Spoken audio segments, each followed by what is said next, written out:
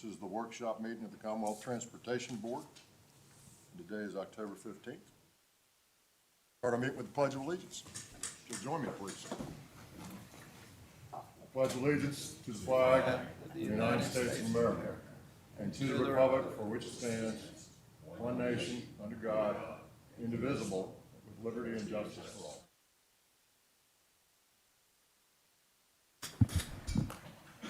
Thank you. Had a good meeting yesterday, and appreciate the opportunity to be with folks last night a little bit, have some dinner. I thought we had a great.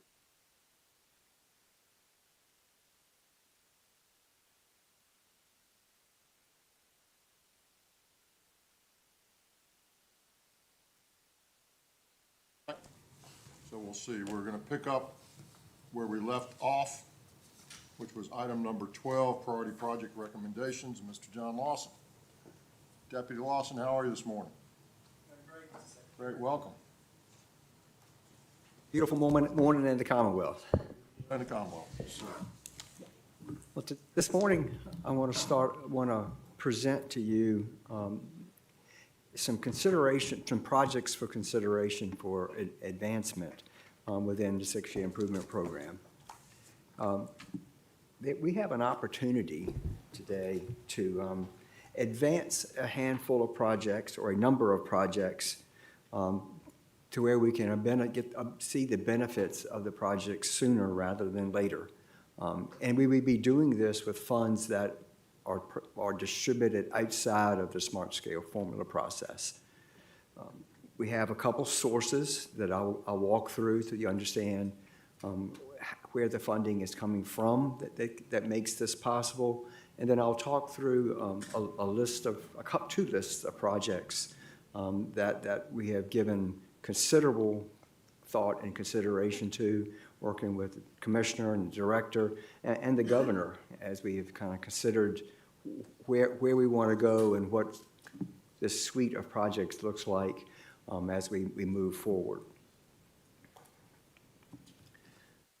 So the funding, two sources of funding, and you've heard us talk about both, but neither a lot. The first being the Priority Transportation Fund. The Priority Transportation Fund was created several years ago, or many years ago now, initially to fund identified projects in the code in which it authorized the program. Over time, the program actually became focused on providing debt service on the capital project revenue bonds. The program, as of the changes in 2020, is supported by the formula. It gets 10.5% of the funds distributed through the Transportation Trust Fund. And as I mentioned now today,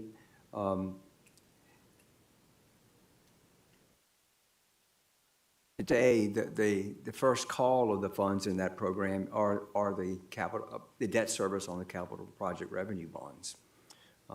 These funds can be used for priority projects determined by the board, and in recent years, the residual amounts have been kind of directed towards the Transforming Rail project. Presently, in the program that the board adopted in June, there was almost $300 million in PTF funds available for commitment. As part of the legislation related to revenue performance and the Priority Transportation Fund, any excess revenue, which is defined as revenue above forecast, that is directed towards the Highway Maintenance and Operating Fund, the Construction Fund, and the Mass Transit Fund, shall be provided to the PTF. So as we closed out fiscal year 2025, that number was determined to be $103.5 million. So collectively, we've got about $400 million of PTF funds available. And I just will make a note there. In order to utilize these funds, a revised budget would be brought to you for action in advance of action on the funding the projects.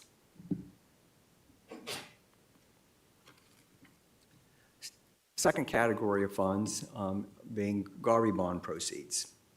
The Garveys, referred to, which stands for Grant Anticipation Revenue Vehicle Bonds, is a federal financing structure. The Garvey program in Virginia was actually started in 2011, so it's been in place for a long time.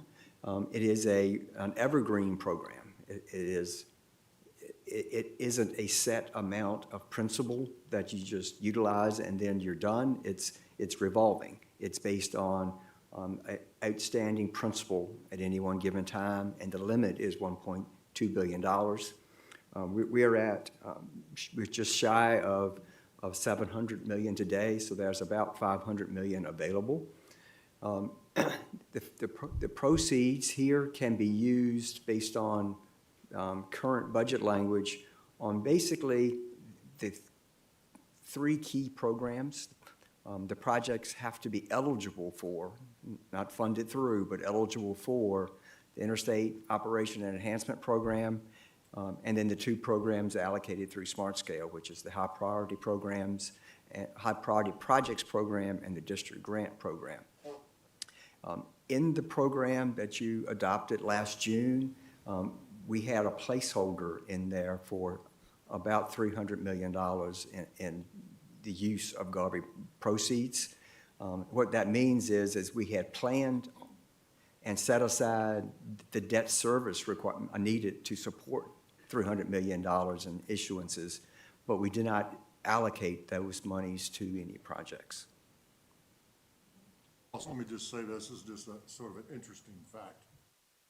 A lady named Jane Garvey, who's well known in transportation circles, and she was the first.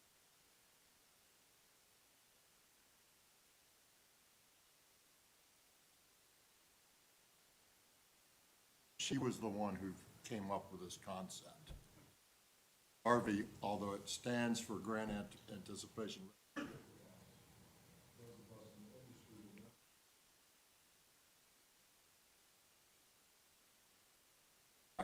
It's kind of a salute to her, and she's a great.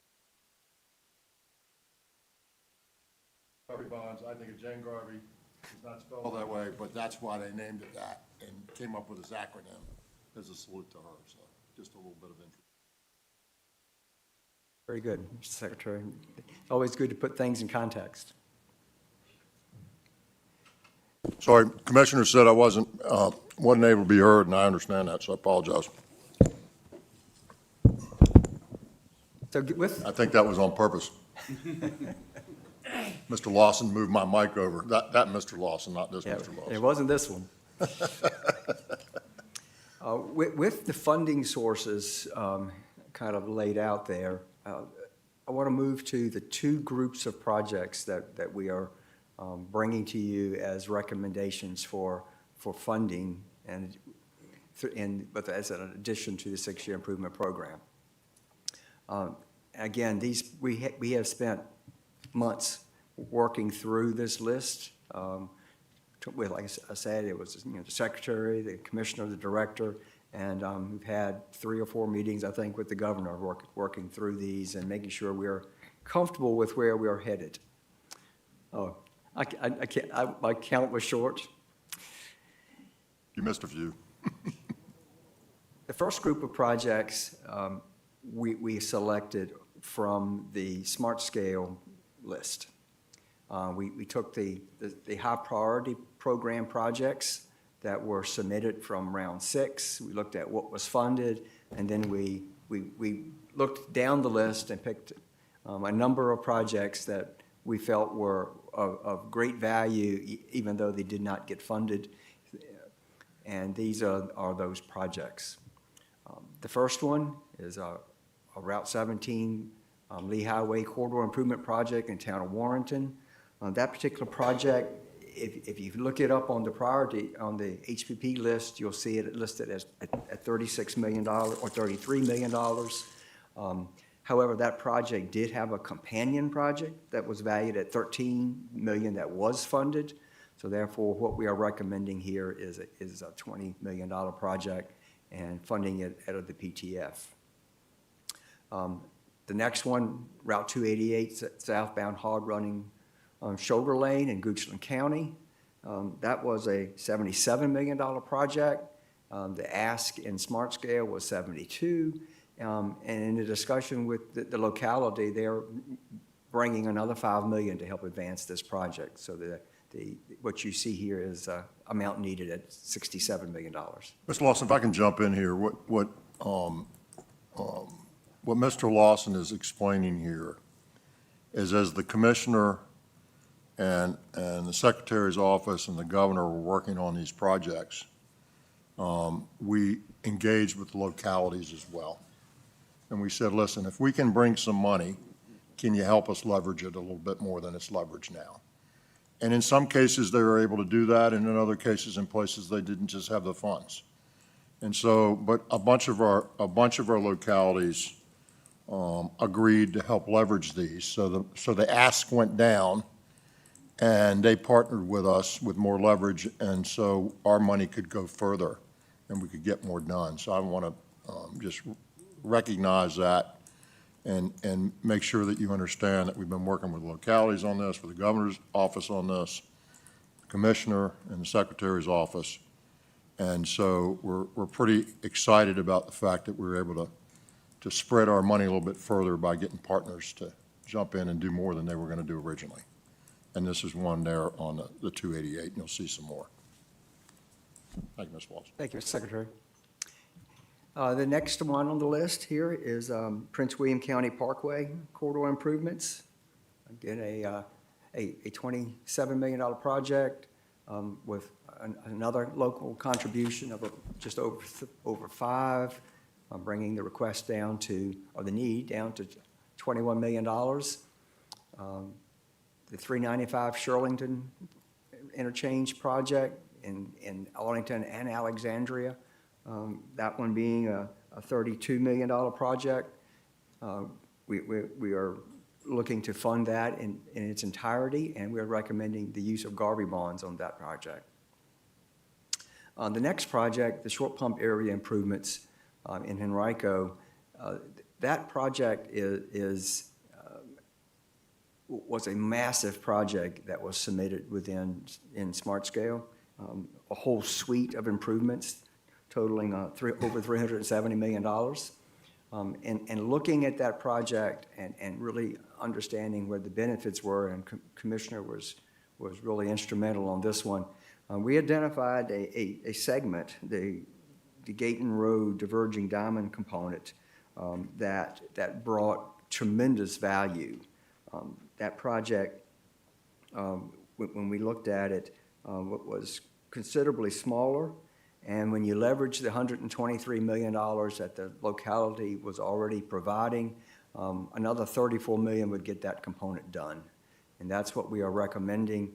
And in discussion with the locality, they're committing to moving forward on the remaining portions of those improvements as well. So this will move forward a very important project in that area. Let me sort of double down on that. This was a, Commissioner, 300, 250? Well over 300 million. Well over $300 million project with lots of pieces. And so what John just said is really important, which is with getting this started with this project, with some additional levers from the county, they've also agreed to advance the rest of it in a timely manner. So we're getting like, you know, we got them all in. They're all in now. We've helped them kick this off. They threw a little bit of extra money in, as you can see. But as importantly, or more importantly, the others are going to get advanced by them in a timely manner. So these are going to get done. And this is sort of the beginning of making that happen. And so it's not just the leverage in this particular project, but it's what that does to get the rest of that going, being advanced by the county and the locality. So that's really good stuff. Mr. Secretary, if I might add to that, by advancing the project, the particular diverging diamond is noted on this proposal. It relieves the pressure on changes that would need to take place at exit 178, which is short pump. So advancing this one in this order really helps out really the interchange improvements that are being proposed is the suite of the 5 projects, as you mentioned. Working with the county, again, advancing those other 4 projects that all fit well within this. They've committed, as you said, in a timely manner. We'll still work that out with the county, what that means. John, there is a little bit of a note that they are leveraging 134 million or 132 million. So just want to put that out there that we've got 123 million shown in the commitment. They're leveraging 130, my memory's saying 134 million, so I apologize for that. One other note, there are some of the commitments by the localities that still need their board of supervisors approvals. So while it's stipulated for 288 hard shoulder running, their board is meeting today and having very similar conversations. So I just want to put, there is a little bit of contingency in this. So these conversations are happening in real time. So I don't want, in this case, Goochland to see that they have committed when it still takes their board to have a commitment. But they have identified those funds that they think that they can work with their board to be able to commit to the project. I think the number is 132, not 123. I think it's just a trans. 132.3, not 123.2. That's what I think it is. I think we just transposed those last 2 digits. Mr. Minshew. Hey, Mr. Secretary, is a diverging diamond interchange similar to what we have at Route 15 at 66, where the crossroad traffic flips over to get rid of the left turn movements? Correct. Sort of, you know, if you've never used one, and you sort of look at it, it's like, wow, what is that? And then when you use it, it's like, oh, now I get it, right? It really works quite well. I've been on a number of them now, but when you first saw it, when I asked the commissioner to draw me one on a piece of paper, yeah, that was interesting. And I'm like, how's that work? You know, but once you use them, it's like, they work pretty well, and they reduce crashes and all the safety stuff and increase flow. So it's a nice design and engineering thing that they do. Kind of feels like you're driving in England for about 30 seconds. Yeah. Hi, Mr. Lawson. Commissioner, correct me if I'm wrong, but if my memory serves me, the diverging diamond concept kind of originated, or at least we had a big play in that concept. We're taking credit for it. How about that? Commissioner will take credit for it. I'll be silent on this one. So moving down the list, the next one, the East Parham Road improvements. Again, a $15 million project with some additional funding anticipated, bringing the need down to a little over 10 to be funded at a PTF. There's a Port of Virginia-related project with Commerce Road in the city of Richmond, a $25.5 million project with leverage sum by the locality, bringing the need down to 16. And the last one on this list is a US 11 Main Street corridor improvements in the town of Abington, being an $18 million project. And with Abington bringing some money to the table here, bringing it down to just over $17 million. And let me just say this, you know, as we've worked with our localities, the 750 number sort of pales when you look at 132 and this and that. 750 was a stretch for Abington. I mean, there's only so much money in that budget, right? And they came up with that, and that's a good number, I tell you. And so we were pleased that they were able to partner with us and help our money go a little bit further. Yes, Ms. Dunlop. Yes, Mr. Secretary, noting that very thing, I'm curious about the Arlington County and City of Alexandria project, which indicates no local component, and these are among the richest communities in America. Well, you perhaps know, that doesn't tell all the story. That doesn't mean they don't have commitments, ma'am, and, you know, I'm not gonna get into each and every one in all the conversations, but there's two entities involved there as well, not just one, and that complicates things. But we still think we should advance this project, and that's why it's on the list. That used to be my interchange when I lived in Arlington, so Well, I'm you're just a little late well to the aware party, of the ma'am. problem. We're trying to get it, you know, you left too early. We're trying to get it fixed for you. So they, as you can see in the heading here, the total of this suite of projects is $218 million. Next group of projects are a list of projects that I would say are, I'll call them special, in that they are, many of them are larger dollar projects. They are, in some respects, I'll call them oddball projects. They are projects that typically would be funded, you know, through probably other programs, but because of the impacts that they would have on the program that they fit in, it would make more sense in this case to fund them directly through the special funding sources versus kind of disrupt the programs that they fit within. And I mean, I'll just walk through them. The first one is the Falmouth Bridge in the city of Fredericksburg. That project, and the commissioner may have to help me here, but that project is currently slated to be, receive some major rehab work through the State of Good Repair Program. It's valued at about $86 million. But as we moved forward with the design and analysis of the bridge, we determined that some superstructure work is needed. And with considering really what we need to do, that project value, you know, escalates to about $160 million. So let me jump in here. So when we got into this project, we used too soft a word there, where we said superstructure replacement is recommended. It's required, okay? So as we got into this work, we thought we were just gonna replace the deck and get it stable and pretty again. And we thought we could do some repair to the superstructure underneath the deck. And as we got into it, we determined that we were not correct. And we thought we could repair it, but it's not repairable. It doesn't make any sense to repair it. It makes sense, it needs to be replaced. That drastically increased the price, right? And that's what you're seeing here.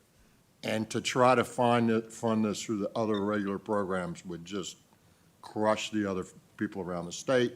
So we said, all right, it makes sense to sort of pull this out. It's a special case. It's an important bridge. It looks like a bridge was built during the Revolutionary War. It's an old bridge. But that's what happened there, right? So it is not recommended. It's pretty much required. We've got to do it. And we'll either do it this way or we'll disrupt the bridge program and other stuff to try to fund it. And we didn't want to do that, right? We want everybody to sort of stay even, everybody else around the Commonwealth. So this was important to do this. Right, yeah, well said. This would completely disrupt the SGR program and take money from a lot of projects in order to be able to advance this one. The second one on the list is the Meadowville Road project, intersection with I-295. This project is in many ways addressing a bottleneck that's coming as that area in Chesterfield County expands. This project, you know, the governor has publicly announced or requested that this board consider funding this project. The issue here is you've got 4-lane roadway on each side of the bridge, and that narrows down to 2 lanes. And what this project would do is add an additional 2-lane bridge in order to carry 4 lanes all the way across the. Like we saw the 81 stuff yesterday where we got 3 lanes to 2 lanes to 3 lanes, and so we're just fixing that problem. And this is where Lego is. This is where Plenty is. There's a commerce park out there that's rock and rolling, and there's gonna be more coming. So Lego's not there, you know, not fully built out yet. All of them are not fully built out, but they're all coming. And we know this is gonna get messy, and it will continue to grow, and it needs to be dealt with. And so the governor actually was out there and had a bit of a press conference and said, we need to get this bridge done, and I'm directing this to a recommendation to the board to include this in the suite of projects. So that's what this is about. John? All right. The next one are two improvements on Route 220. The Route 220 corridor in Henry County, as you may or may not be familiar with, is really focused from Route 58 down to the North Carolina line. That is an area that is ripe for development and growth, but the road is let's say, very curvy, windy, hilly, and less than attractive in terms of bringing in business. A corridor improvement program study was done on this that identified 5 segments to be improved. What we have done here is selected 2 components of what came out of that study for improvement or for advancement. The first is an intersection improvement at Route 87, which is a $35 million project. And then the segment 5, as it's identified in the program, which is basically ramp and intersection improvements with 58, which is a $55 million project. Let me help you a little bit with this sort of geographically for those that aren't as familiar. So 220 goes from Martinsville to Greensboro, North Carolina. It's 42 miles to the Greensboro Airport from Martinsville, from the 220 interchange. Road is crummy, right? And the connection between North Carolina and Greensboro and Martinsville is an important connection. And it's 42 miles away, folks. That's like going from Norfolk to Williamsburg. That's what it's like. That's how far it is. It's pretty close. And so what we're trying to do is open that up and let prosperity flow between those 2 regions and let Martinsville get the benefit of that. And so this is not all going to be finished at once. We're pecking away at it, but it's a really important corridor for that part of Virginia. I know Linda's well familiar with that as well. But you just think about it, because when you think about Martinsville, it wasn't intuitive to me, or it wasn't clear to me without looking at it. It's 42 miles to Greensboro, to the airport. And when you think of, when you use the same analogy I used before, that's Norfolk to Williamsburg. That's as far as it is. It needs to get improved, and this is a good start. And this funding will get that process started. The next project is an I-81 project. Let me jump in here. We went through the 81 projects yesterday, right? And we saw that whole plan. And if you remember, when we looked at the plan, somewhere it's here, those projects that were sort of in play last time and at the top of the list didn't score so well in the new scoring regime. And the S-curves were part of that cohort of projects that were left out of the 81 plan. So let me set it up that way, and then John, if you'll continue. Yeah, well said, Mr. Secretary. The 81 S-curves project has been looked at for many years. It is a safety issue in that area that has been studied and studied. And we've made some operational improvements that have helped, but the problem still exists. And the cost of the project, obviously because of the terrain, is quite expensive, even though it's a relatively short segment. But in order to advance that project and to address that safety need, we are recommending that project be advanced through the funding in this program, this selection here, partially with Garvey's and partially with priority transportation funds. So also understand that where these curves are on 81, when we have accidents there, and we have a fair amount because of the nature of the S-curves, the town that's located there is the outlet. It's Route 11? Route 11. And when that happens, we shut down the town. And we can't get EMS, we can't get fire, we can't get, the whole first responder thing is shut down. And it's really quite dangerous and scary for the folks there. And so it's not just the interstate itself, it's the impact it has on that surrounding community. And it's something that we've been talking about.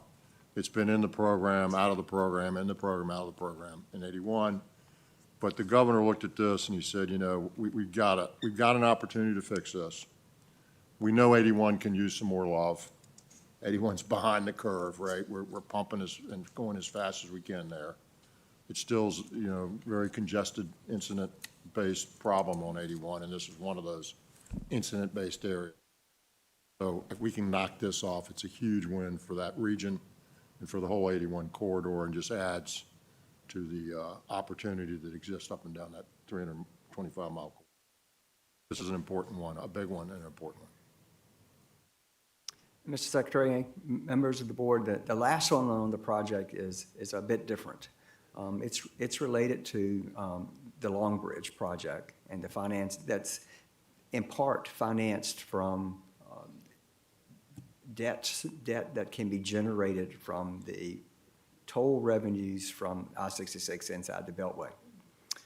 As part of the finance plan, that they were committed, to transforming rail. And what we have seen, as you have seen, I'm sure, interest rates have gone up, traffic is not quite what it was, and as a result, the debt that can be raised from those toll revenues has dropped. We were originally looking at about $600 million in debt service proceeds, bond proceeds, and what we're looking at now, based on the newer estimates, I will say, is a reduction of $96 million, providing about $504 million. What we are doing here today, while we're not obligated to address that shortfall, we have an opportunity to help mitigate that shortfall, and are recommending the allocation of $40 million to the Long Bridge project. John, let me say this. We all understand the importance of the Long Bridge, and it's about freight, it's about passengers, both. And it is the choke point, and I got the opportunity to go over it the other day on an Amtrak train, but it's the choke point between the north and the south. And this $100 million shortage that we have at VPRA, they've done a heck of a job. You know what they did in Christiansburg with that project there that we rescued out of they've found ways to cut their budget and move monies around and deal with these things. And so I want to congratulate the chairman of the board over here and her team, DJ and others. Really try to found ways to make this work under some difficult circumstances. So they've got this shortage. This will help with fluidity in that network. We'll get the bridge built, but there's other pieces of the project that would not advance, that have a fairly significant impact, that would not advance timely. This will help them advance those timely and make that corridor work the way we want it to work. So really important for Virginia, but it's really important for the whole East Coast of the United States to get that thing to work right. And we've put a lot of time and money in it. It'd be a shame to sort of let it be halfway, not halfway, but let it be 80% instead of 100%. So the governor thinks that this is a good use of that money, and we'll push the project along and get this done. Right. So that is the list of projects that are being recommended. And where do we go from here? One step we have to go through is some of these projects will require a public hearing. There is a code requirement that says projects valued in excess of $25 million have a public hearing within the construction district in which they reside. So we have to go through those and figure out which ones we need to have hearings on. The projects on the high priority program list are already covered because they were briefed as part of the Smart Scale, the fall meetings. But some of the ones on the second list, we'll have to have some public hearings on.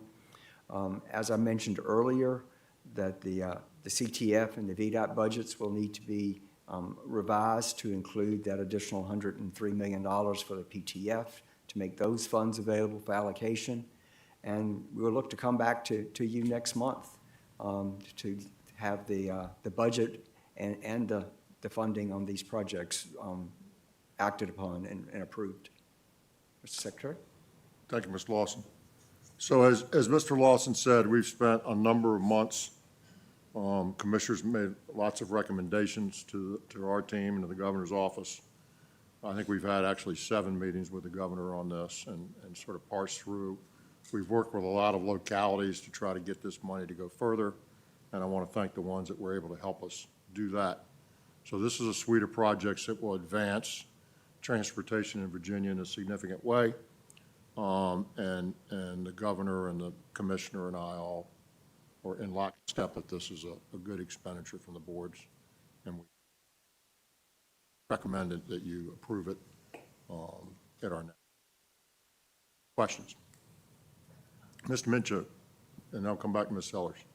On the Long Bridge project, as I recall, that bridge is owned by the CSX Railroad. So I'm curious, when we invest in what is a private corporate asset. We're building a new bridge, It's a whole new bridge. whole new bridge. So it's not related to the CSX bridge component. Related, but we own it. Helpful. Sellers. Chairman, I just want to, thank you guys for putting the Falmouth Bridge on there. When you talk about deficient structures, when I was on FAMPO and on our PDC, that's one of the first memories I have of hearing something was structurally deficient. And when you go by the Falmouth Bridge. That's a terrible phrase. We don't use that anymore. It is, and it kind of Because sticks it implies with you. something that's not true, right? And it sticks with you, and the Falmouth Bridge is the Route 1 bridge that connects Stafford to the city of Fredericksburg. And the and for those, who've ever been to the former speaker's office there, the log cabin, it's right there, and it kind of overlooks the Falmouth Bridge. We were up there, we were down there, or up there, I guess it is, 2 years ago, Yeah. when we looked at that bridge, and we're out there on the park, and And it's just a very, very important bridge. There is not another bridge crossing the Rappahannock other than 95 to the west. So it pretty much connects Stafford, Spotsylvania, and the city of Fredericksburg, which is vital for economic development and opportunity and various things. So I do appreciate you guys putting it on there. And the region has been waiting for the Falmouth Bridge to be a priority of the states for a really long time. So we do well, it's a thank you. really important project, and we're excited that the governor has advanced this to us for And consideration. if we need a public hearing, we'll make sure folks come out. And thank you. Mr. Laird. Thank you, Mr. Secretary. I have come to appreciate the engineering profession by sitting with this group. And I have to say, in reference to the S-curve, that's a lot of money. But I honestly believe that it's a very important, I'm somewhat of a 81 aficionado. I travel it regularly. And that's the only spot that there must have been an engineer that had a racetrack fantasy. And listen, if you're in a hot car and everybody's out of your way, it's fun to drive. That's fine, but you're But next that's to a not what it's tractor for. trailer, not so much. That's not so good when you're, So I honestly think this is a very important thing to take care of. thank you, Mr. Laird. Anybody else have a comment or question? Mr. Davis? I appreciate the efforts on behalf of the Richmond District. There were several projects in here, so I'm glad to see those projects made it. And I do think some leverage along the way from the local entity here, probably CVTA, probably helped Very in that important. decision-making process. Very So important. that leverage is key. And so it's good to see those projects on the list. Thank you. Appreciate the partnering. All right. All right, thank you, Mr. Lawson. Oh, yeah, excuse me. Just Mr. one Ribbon. question, Mr. Secretary. Yes, Yeah, sir. so I don't really have a comment on any of the project selection. Congratulations on advancing these projects forward. A couple months ago, I mentioned it would be helpful as we incur new debt to do some type of math around that debt. We're going to do that. I was just curious as to how much interest we will pay on these Garvey bonds. I don't know if Mr. Lawson knows. Yeah, the debt service on the additional bonds would be about 27 million a year. For the 15 years? The total, yeah, it's be like 405 million in total debt principal and interest to pay off the 300 million. Mr. Griffin, what dollars in we're debt. going to do, based on our previous conversations, is we're going to bring back here to this board, probably in December, a presentation on how we deal with debt in the transportation budget. I will tell you that Virginia is a conservative state and in terms of financial stewardship as it relates to transportation, particularly at VDOT and DRPT. That's the culture and the nature. And so we do this, we're not cavalier with debt, and we have limits and caps and General Assembly's involved. But I think it would be beneficial to everybody to sort of see how we deal with debt in transportation. And we'll have a full presentation that'll discuss that. And sort of how you decide, is it the right thing to do? You know, debt has a cost, and not taking debt has a cost. You know, I'm not afraid of debt, I'm afraid of too much debt. That's what I'm afraid of. And so, and I think it'll be helpful, we'll bring back a good presentation and bring everybody up to speed. I think probably December would be our best. That'd be very, very helpful, because as you and I have talked about, I mean, there's. Absolutely. Debt could be an incredibly useful tool, but if you lose track of what you're paying and the value you're getting for it, it could be 100%. wasteful. Yes, sir. Thank you, sir. Thank you. And Mr. Secretary, I just, reiterate the comment earlier. The program already anticipates the issuance of that debt. So it's, the debt service required to, for that, it has already been planned for. So it doesn't impact the financial plan because it's already anticipated. It's already in the It's already baked financial in. plan, it just wasn't allocated to a project. So in the budgets that we have approved, we've approved this in the plan. It just wasn't tagged as to where this money was going to go. Right. So we sort of have a regular cycle of reviewing where we are with our debt, and our CFO, Ms. Farmer, and the commissioner, recommend that we take some debt in this plan. And in this case, all this debt is already in the financial plan, so this won't impact the financial plan. What it will do is assign that debt to where we're going to use it. And so, That's a little akin to saying I have, another 10,000 on my credit limit for my credit card. So yes, we have that capacity, but how we deploy that capacity is going to depend on the project that's selected. So just having the capacity doesn't mean like we don't need to pay attention to how it's I done. wasn't suggesting that at all. What I'm suggesting is we have already decided to use that in our financing plan. We could decide to not use it in our financing plan tomorrow if we wanted to, but we've already decided to use it. That doesn't change what you're talking about whatsoever. It's just like we didn't say, hey, let's go get some debt and let's go do some projects. We have some debt that we've already authorized, if you will. Now, where's the best use of it? And it matters where it goes, to your point. So we'll see some more of that as we come to the presentation. All right, anyone else? Thank you, Mr. Secretary, Yes, sir, Dr. Smoot. all of these projects, if approved, are not going to be done tomorrow. So I assume, like your confirmation, that the amounts budgeted have inflated the cost of these various projects to the time that you believe they might be done. Yes, sir, that's correct. That's correct. Thank you. Now, it's always interesting when you do that because you're estimating, you're projecting, right? We think we've done it appropriately, and we work hard on that to make sure that we're not saying, let's spend $1 today, and a few years from now, it's $1.50, and we still only have $1. So, yes, sir, we've done that. All right. Thank you very much, Ms. Lawson. Yep. I think you're still on. The next item on the agenda is item number 14, the V-Trans Long-Term Risk and Opportunity Register and V-Trans strategic actions. Mr. Lawson is going to bring up Mr. Ramchandani from OIPI. And Mr. Lawson's to you, sir. Thank you. This presentation is a follow-on from last month's presentation when we introduced this concept to you.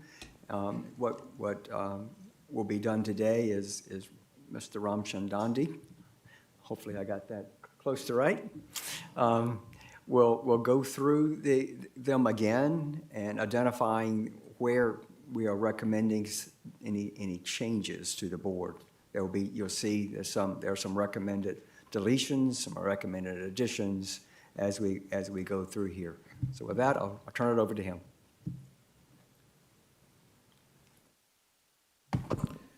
Thank you, Mr. Lawson. Mr. Chairman, members of the board, I'm looking for, The clicker. yeah, there's a new clicker, okay. So this V-Trans is the state's transportation plan, and it has 4 major policies. Last month, or in September, we introduced the 2 components, which is the long-term risk and opportunity register and strategic actions. Today's presentation is, as Mr. Lawson said, builds on what was presented last month and provides some recommendations to what is already existing and was approved by the board in 2021.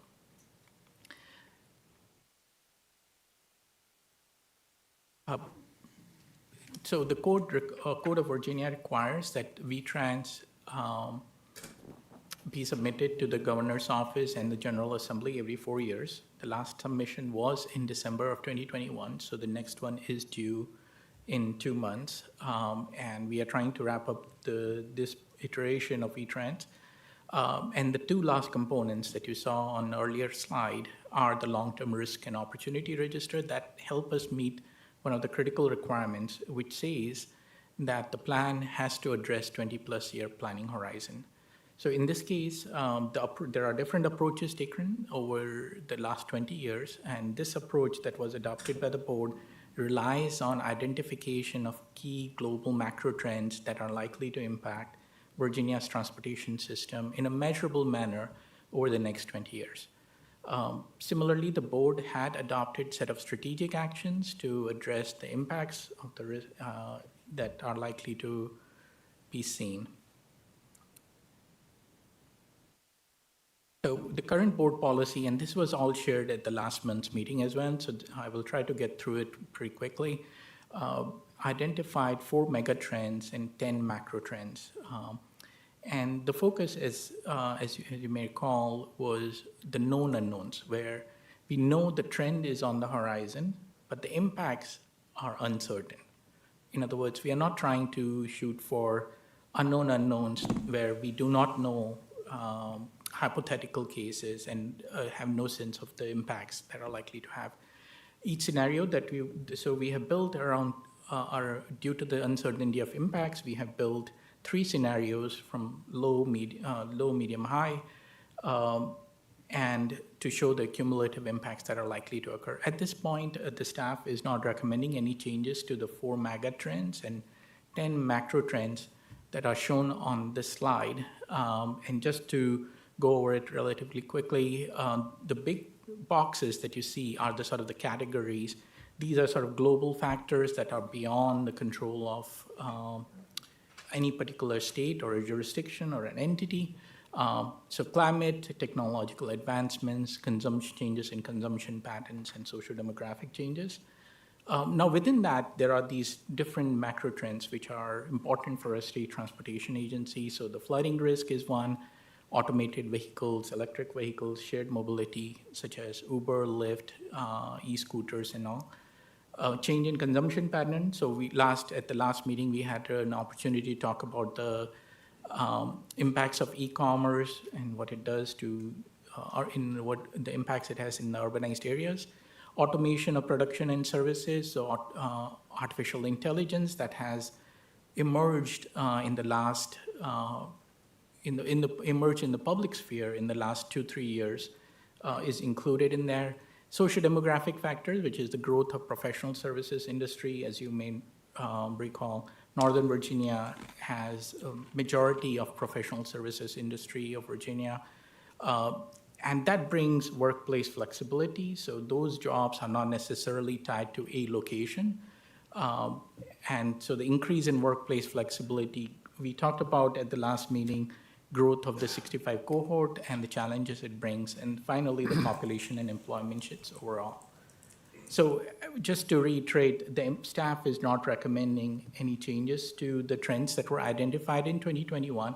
Based on the research that we have done, these are still relevant. There might be some on the horizon, but at this point, there are not, the staff is not recommending those. This particular slide is showing the impacts. So if you recall, last time we talked about we are interested in measuring the net impacts. So let's just assume that the 10 macro trends that you saw on the previous slides do not exist in 20 years. Every number on this slide will be 0, 0, 0. So in other words, we are not interested in measuring, what the population growth or the economic growth for Virginia on top of the macro trends you saw. We are only interested in seeing the delta caused by the 10 factors that you saw on the previous slide. So again, if those 10 factors, none of those 10 factors materialize over the next 20 years, everything, the net impact will be 0, 0, 0. That's a very simplified way of saying that. But here, what you see on the first column are the index matrices that are related to these. So you see vehicle miles traveled, shared mobility, safety, tailpipe emissions, and flooding. In the middle three columns, you're seeing in the bold, the revised impacts that we have calculated, and in parentheses in grade, what we had estimated back in 2021. And the desirability, the thumbs up, thumbs down, is basically indicating whether it's a good thing or not so good thing. So sometimes reduction is good. So I will start with something that is positive, which is safety index, the third row, right? Over there, with the estimates that we had last time indicated that we can estimate a reduction in crashes involving fatalities and serious injuries anywhere from 26% to 67%. That's a good thing, right? Reduction negative is good. Now keep in mind that is crashes involving, that is not the total number of fatalities and injuries, so it's the crashes. The revised estimates will show a narrower range, and this is a general trend that you will see in the revised estimates, the estimates that we have done this year compared to 24 years ago, is that the range has shrunk a bit, which is a good thing. As you get closer to a date, you have more certainty, right, that brings in. So for example, here in the safety index, the benefits are in the low and the medium scenario are projected to be higher than what we initially had thought. And the reason is that the deployment of technology, the general adoption of what is referred to as automated driving assistance systems, so the braking systems that you have in your car, the lane assist systems, all the bells and whistles, the rear parking when you're doing these. So the deployment of that by the industry has accelerated than what we had initially anticipated. On the other hand, in the high case scenario, automated vehicles have not materialized, or the benefits of fully automated vehicles, level 5, are not anticipated to be as quickly available as we had initially thought. So the high scenario is low, but the initial is higher. So that's just a read of one particular line. I will quickly go over the rest. Yes, sir. Just a quick question, Mr. Chairman, on VMT. Help me understand, why is more VMT bad?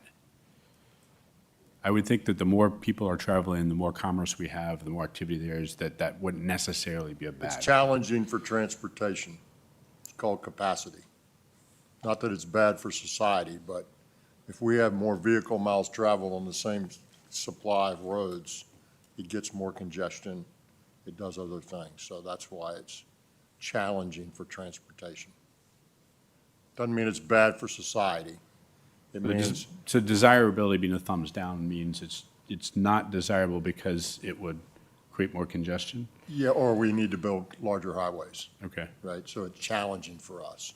So yeah, your point is well taken, but from our lens, it creates challenge for us. Oh, well, thank you. And let me say something, it's a couple things that, as you go through this, Jitendra, which I think is, I'm digressing, but it's interesting to me. He talked about the automation piece, and it hasn't sort of gone as rapidly as some people thought. And listen, it's going to be clunky and hard to get to, but when it comes, it's going to be phenomenal. And I don't know if it's 30 years or 40 years. It's not 100 years, it's not 60 years. It'll happen, and you won't be driving your car, you just won't. But so that's going to come. And interestingly, in a very good way, and this hadn't happened yet, but I think it's getting ready to be that way, is that the Northern Virginia, which has been under this non-containment situation for air pollution, which creates needs for us to look at everything we do in transportation that might impact that. It looks like they're coming out of the non-containment zone, that they've improved enough to no longer have to be in that. It's going to be a process to get fully out of it, and I don't understand all the details, but the point is it's going in the right direction and good for Northern Virginia and the DC, Maryland region there, that they're making that progress, and it looks like they'll come out of that restriction, if you will. So that's good news. Jitendra. So I will go through the remaining 4 lines. I started with the one in the middle, which was safety, and given that it's #1 priority for the board, I started with that. Now, to go from the top to bottom for the remaining of the remainder of the items on this table, vehicle miles traveled index. The last time we anticipated or we estimated somewhere between 4 and 17% increase in vehicle miles traveled. Now, keep in mind, this increase is not, vehicle miles traveled can increase due to multiple reasons. Economic activity is one, but here we are measuring the impacts of only the 10 macro trends. So everything else remains the same. These trends themselves are driving the change in vehicle miles travel. It's not that necessarily the economic activity has increased, right? So Let me give you an example. E-commerce, right? So before, people would decide, let me rephrase that. Some people would decide not to go to the store every day, right? They'd go once a week, or they'd go every 2 weeks. Now, they pick up the phone and they call somebody and they bring it to their house every day, all day long, and many vehicles traveling around. So the amount of vehicles miles traveled, well, you were getting in your station wagon classic, going to the store and getting your stuff for a week or 2 weeks and have one trip or so. Now the Amazon van's coming and the UPS and FedEx and everybody's coming to your house. At least at my house, that's what happens. And the packages are there on the front step every day. And that's generating vehicle miles traveled. More vehicles out there going more miles. And that's the sort of impact of e-commerce, which is the macro trend on VMT. And that's what Jitendra's telling you. Oh, boy. We're in recess.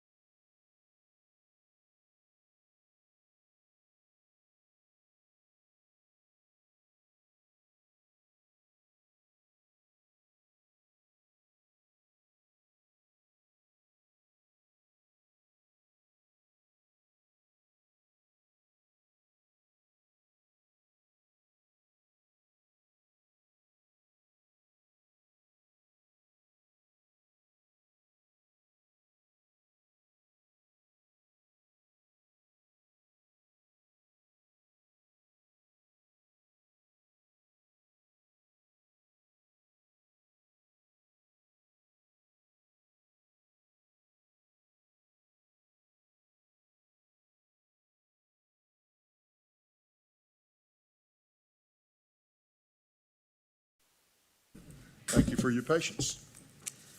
Mr. Ramchandani, welcome back. Let's talk about ups and downs, right? I think we're down in safety again. Yeah, good morning again. So just picking up where we left off, so we were trying to go through the impacts of 10 macro trends on Virginia's transportation system, and more specifically on the 5 categories that you see on the leftmost column. And I will now start from the top after having gone through safety. So the VMT, Vehicle Mile Travel Index, it is essentially measuring all these 10 macro trends by themselves, how they will increase vehicle mile travel. We do not have enough information to say whether automated vehicles will improve congestion, decrease congestion, but the available research does show that at least for now, we can estimate that there will be an increase in estimated miles traveled only due to these macro trends. So in the 2021, the grade parentheses number in gray color font in parentheses, we had estimated that range will be somewhere between 4 and 17% increase.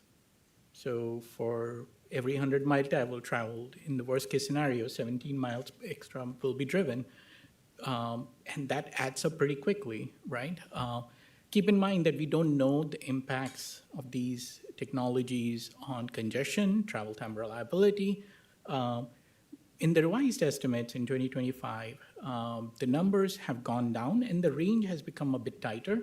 So it's from 1 to 9%, and it is primarily driven by the fact that the level 4, level 5 deployment is not as anticipated to be as quick as we had initially thought in 2021. Level 5 especially is considerably slowed down. Right now, not many manufacturers are referring to level 5, which is a vehicle that is driving by itself under all conditions. Level 4, which is what Waymo, Google services, for example, does. Just for background, what the industry sources have shared, that even in that case, it's not completely driverless. On an average, there is a person, and they have gotten the number down to 0.86 per person that is sort of monitoring a Waymo driver. So it's not completely driverless in the sense that there is someone monitoring. It is less than 1%, and its capabilities in all conditions are still unknown. But it is coming. It is much more prevalent than the level 5 that we had anticipated back then. So Jitendra, the group has not really had the benefit of lots of understanding of the levels of automation. Right, so they're a little bit without context. Okay. And so and let me just say a couple things. In the automation world, in the vehicle automation world, there are 5 levels that are sort of set out that we're getting to. And level 5 will be nirvana, if you will, when you just summon the vehicle, you get in it, and you tell it where you want to go, and it takes you there. And that's like level 5. Level 4 is still some driver intervention. Level 3 is sort of where we are today with the braking systems and the shaking systems and the adaptive cruise controls and all those things that assist us. So you'll have more about that in later meetings. You'll understand more about this. But when Jitendra's talking about levels 4 and 5 and, what does all that mean? That's what it means. I will also tell you that the General Assembly has directed me to start a study group or a working group, which we've done. And we've had one meeting. We'll move next month, I think, or maybe later this month for additional meetings. And we're working with stakeholders to understand what we need to do in the code and with regulation and working with our partners to make sure we're ready as this comes at us.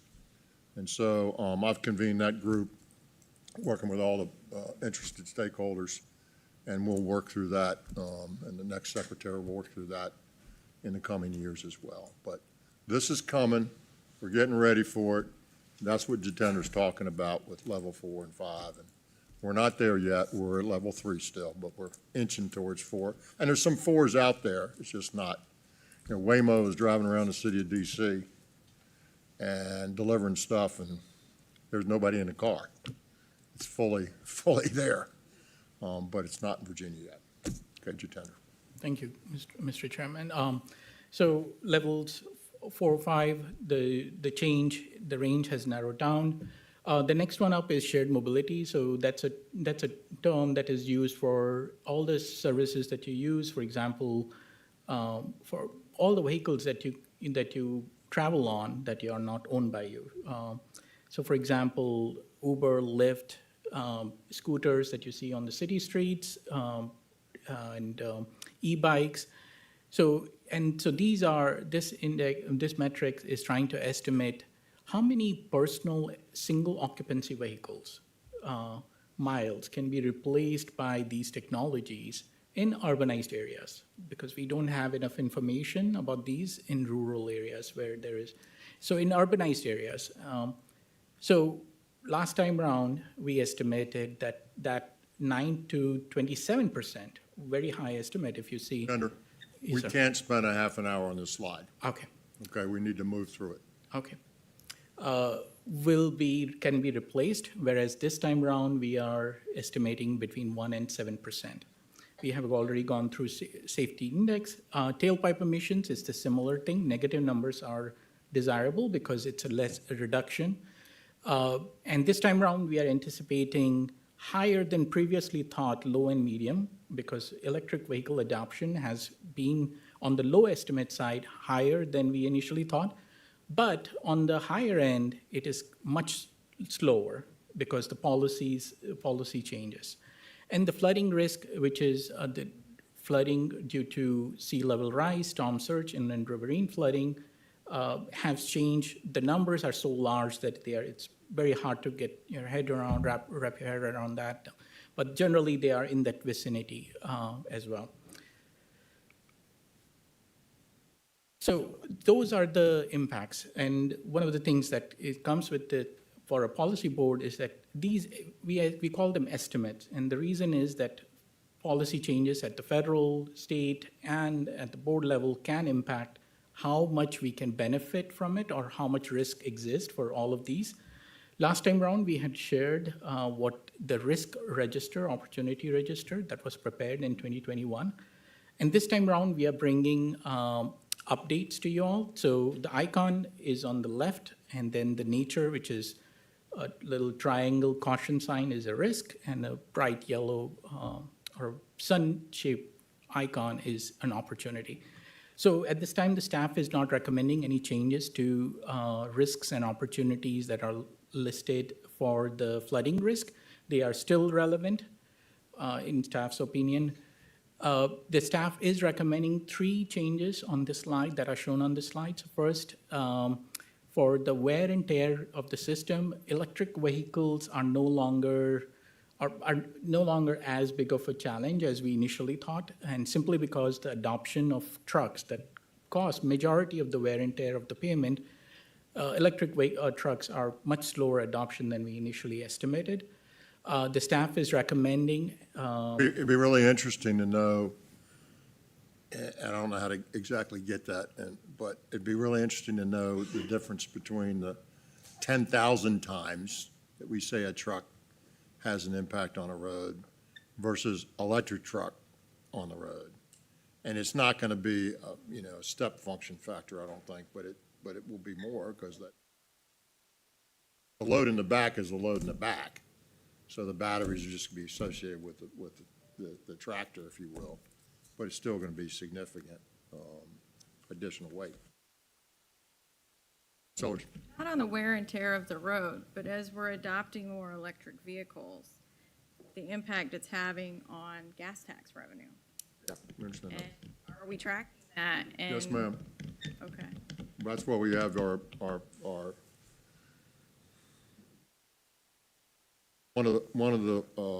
our system is being looked at by other people, our process being by other people in the country, as we've adopted these policies that make folks that have highly efficient vehicles pay a tax at registration that would emulate what they would pay if they had a regular vehicle.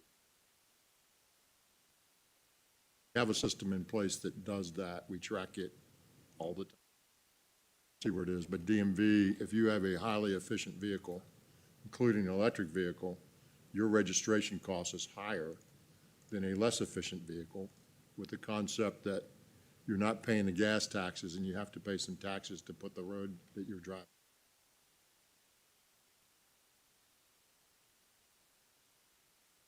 Funds that go to transportation from those vehicles, similar to the funds that go from less efficient vehicles, because the efficiency has no impact per se on the road. Have that, yes, ma'am. Mr. Coleman. Secretary, in my world, and I Mileage-based think, user, it's called mileage-based user fee. And Virginia's a leader in that. Yes, sir, Mr. Coleman. I think in my world and in Randy's world, the trucks, if they go to electric and have heavier batteries, this weight limit's still the same. So it just means that the person who hires the truck is going to be able to put less freight in the back of the trailer. If you're exceeding the limit, yes, sir. Right. So I just thought I'd make that statement. Senator. One thing I should have mentioned is wherever a change is proposed, the rationale is included in parentheses in great color font, so you can read in more detail. Staff is recommending removal of number 7, and simply because, as listed in the rationale, VDOT has completed a strategic action, and then the deployment time period for highly autonomous vehicle level 5, as Secretary mentioned earlier, has been pushed out. And then the staff is recommending growth of e-commerce, adding that as a contributing macro trend for the higher VMT.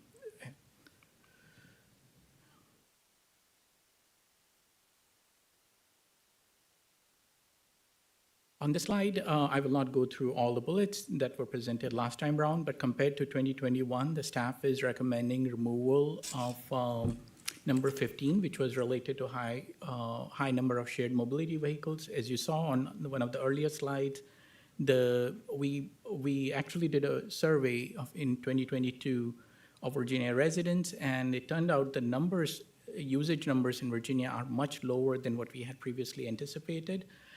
In addition to that, one of the strategic actions is underway, and that will address that risk as well. So that's why the staff is recommending removal. And finally, on the next slide, the staff is recommending 3 changes related to risks and opportunities, number 17, 18, and 19. The rationale is included in parentheses, but just as some of these items are, number 19 is a clarification, not a removal. It is to essentially clarify the intent of what the issue is. Number 19, as written from 2021, wasn't clear enough. So here it says, now due to the higher life expectancy and higher growth of the population cohort in rural areas, there is a greater need for mobility options across the state. And as some of you may recall, last time around there was a considerable discussion in rural areas where there are limited mobility options being in the most vulnerable situation. So that was the long-term risk and opportunity register. This 2021 policy also has a number of trackers that allow us to track the trends that we shared earlier. Those trackers, the staff is recommending 3 minor changes. So for example, the number of jobs in goods movement dependent industries for e-commerce at the very bottom is no longer relevant because of the highly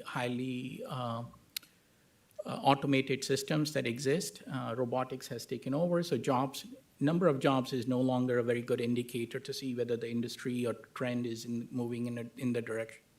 And then for highly automation of goods and services at the very top, the staff has found 2 more reliable sources that are provided by census, one of the census surveys, and we are proposing replacement with those 2.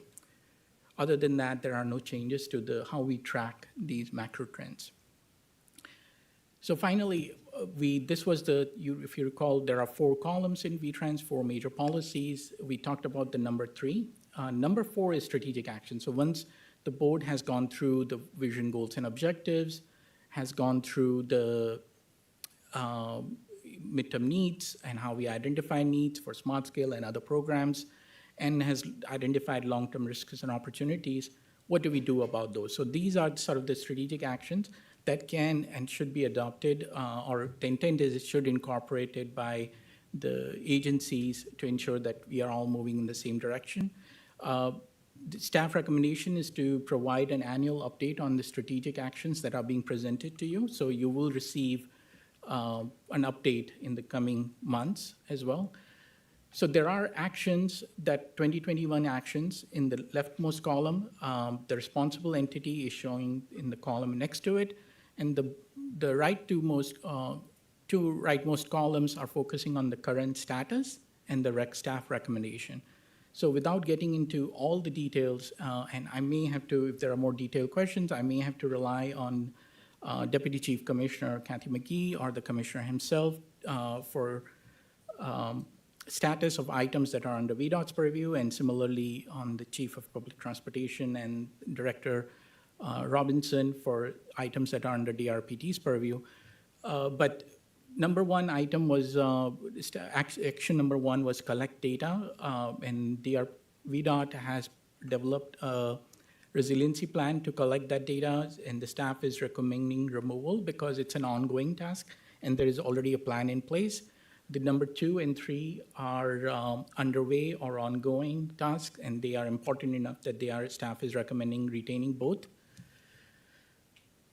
The number 4, 5, and 6, 4 and 5 are complete, and the staff is recommending removal. They are related to the technology megatrend. So, for example, related to how we evaluate and collect data related to automated vehicles. Number 6 is underway, and the staff is recommending retaining that. Again, I will not go through all of these because we had gone through the actions themselves last time, and just in the interest of time, I will try to get through them relatively quickly, but please stop me if there is a question. Number 7, 8, and 9 that are related to technology megatrend, again, all 3 are recommended for retention by staff because they all are underway and the work is being done on those. The next 3 are related to how we identify and address transportation needs. Number 10 is related to IOPs, and it is recommended for deletion because it is complete. So is number 12. For the project pipeline, my colleague Chad Tucker gave you a presentation related to studies for project pipeline in different construction districts, so that is complete as well. And number 11 is ongoing, and my colleague Margie Ray may have some presentations in the coming months on that as well. Folks, this was on our agenda, item 16, but it's not ready yet, so we're not going to brief that today. But this follow-up of smart scale merit and sort of what we expected versus what happened is important, and we'll that through the various rounds that we've had. And the concept obviously is to have a feedback loop to inform you as you look at the smart scale program going forward in terms of any adjustments you make. We will bring that presentation back, but it wasn't ready in my view for you yet. And so we'll defer that. Yeah. Number 13 and 14 are related to how the guiding principles that the board has established, how we do conduct business. So they are related to dashboards and how applications are collected from different entities. They both are complete in the sense that evaluation has been found complete, and in both instances it was not found feasible. So staff is recommending removal. Number 15 and 16 are much broader in context, and both have been initiated, and the staff is recommending retaining both of those, and they are related to the overall monitoring of the long-term risk and opportunity register.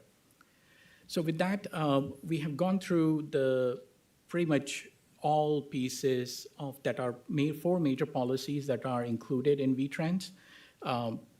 today we focused on the long-term risk and opportunity register and the strategic actions, the two remaining pieces. The board has already taken action on the first two columns that you saw on the second slide.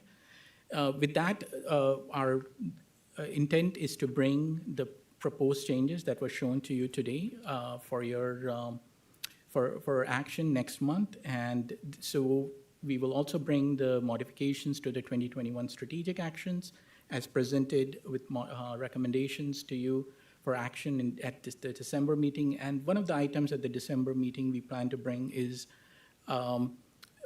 guidance to OIP to submit the plan to the General Assembly and the Governor's Office, because the code requires that the board develops this plan. OIP is essentially working as a staff to you all. So that will be the formal submission that will be given to the Governor's Office and the General Assembly.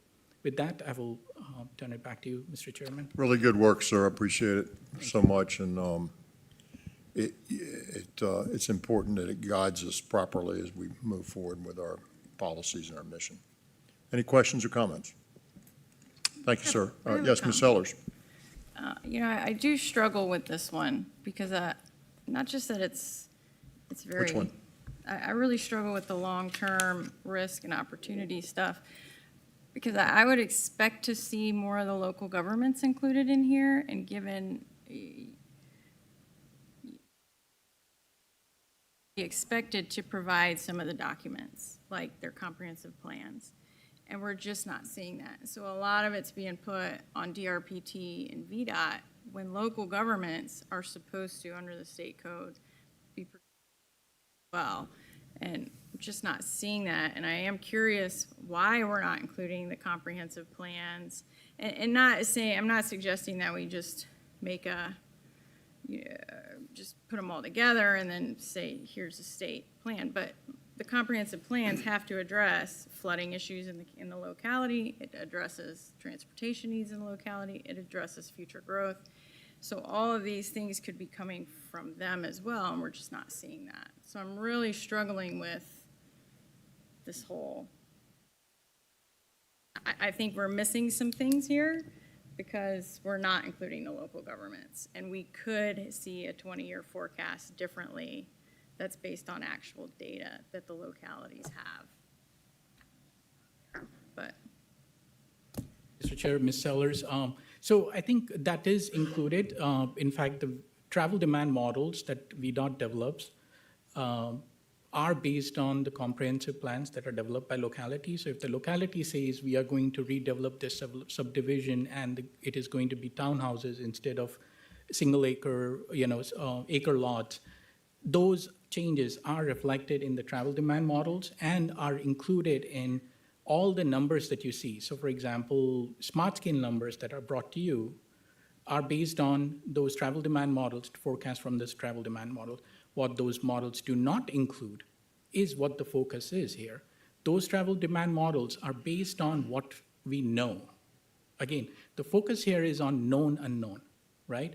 Those are focusing more on known knowns, where we know the growth is coming and their impacts are, we can estimate, right? We know the trip that are generated by a single family residential unit as opposed to a townhouse.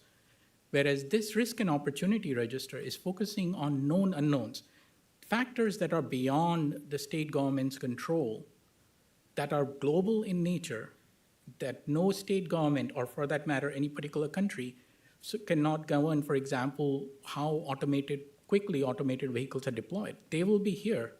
So the focus is more on what the known unknowns, whereas what you're referring to, I would think that VDOT is already addressing that in the form of known knowns. well, not all of them are going to be known. So you will have a comprehensive plan, and when you say about the changing of the use, that seems more immediate to me.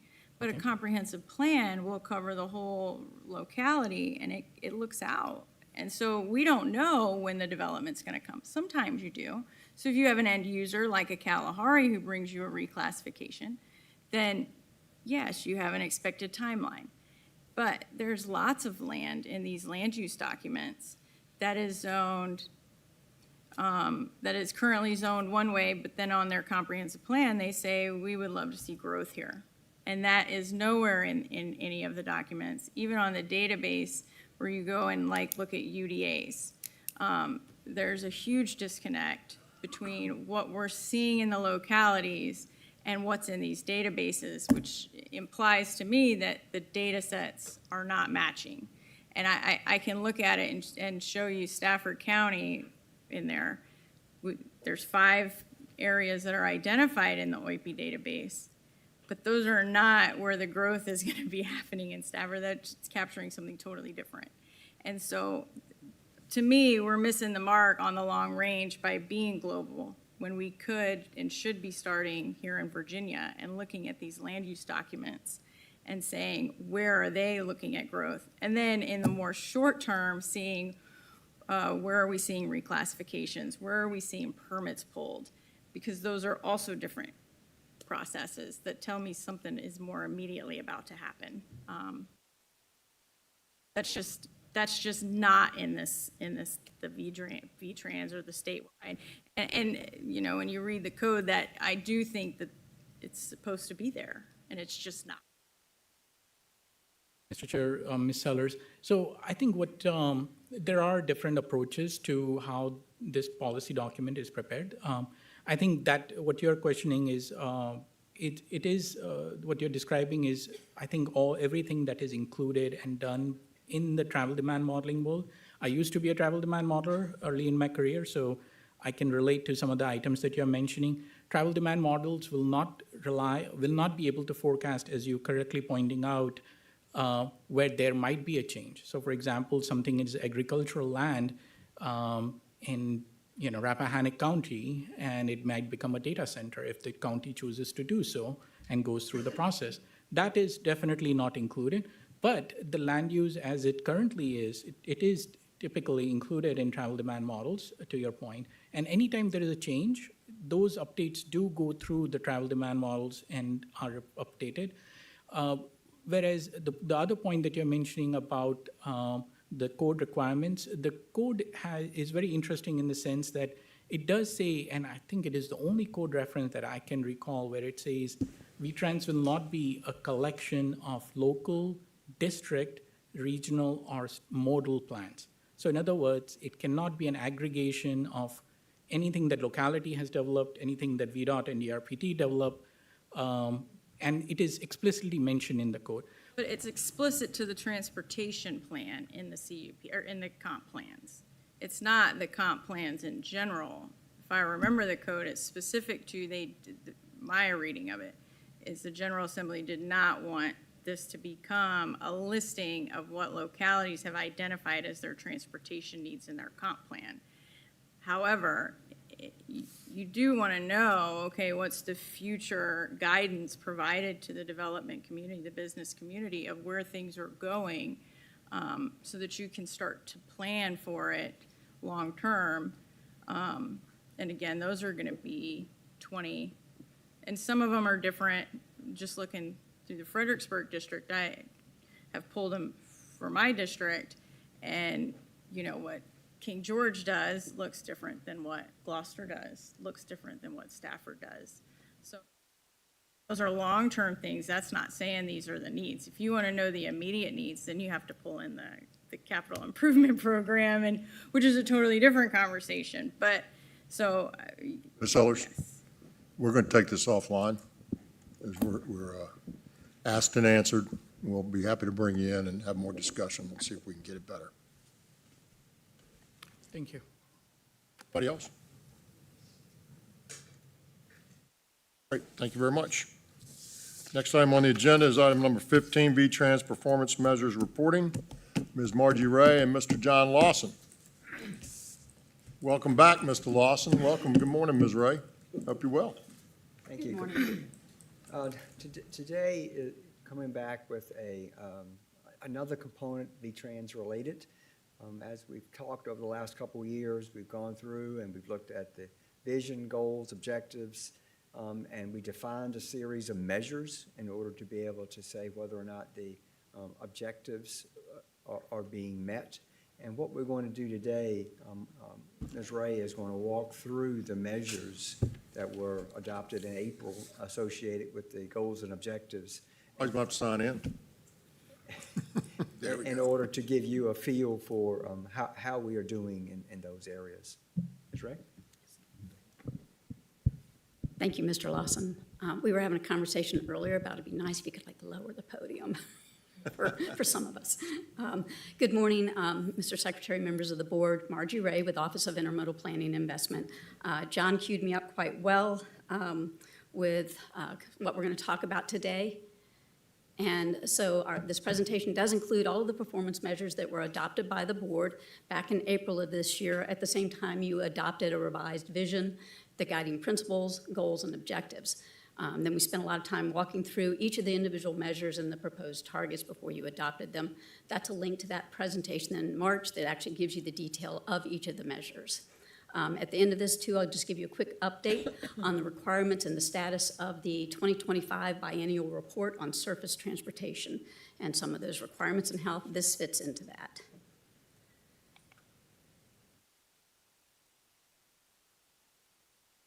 So with the following slides, they're related to and organized by goal area. So each of the, we'll kick off with the goal. And then each slide individually will have the objectives and the individual measures. Along with that is the current performance. The current performance is based either on calendar year 24 or fiscal year 25 with a few exceptions where we don't have more recent data. The target that you all adopted back in April, the trend, what direction do we want things to be going into, and then a performance indicator. Over there on the right, we talk about with the green that, yes, the target has been met.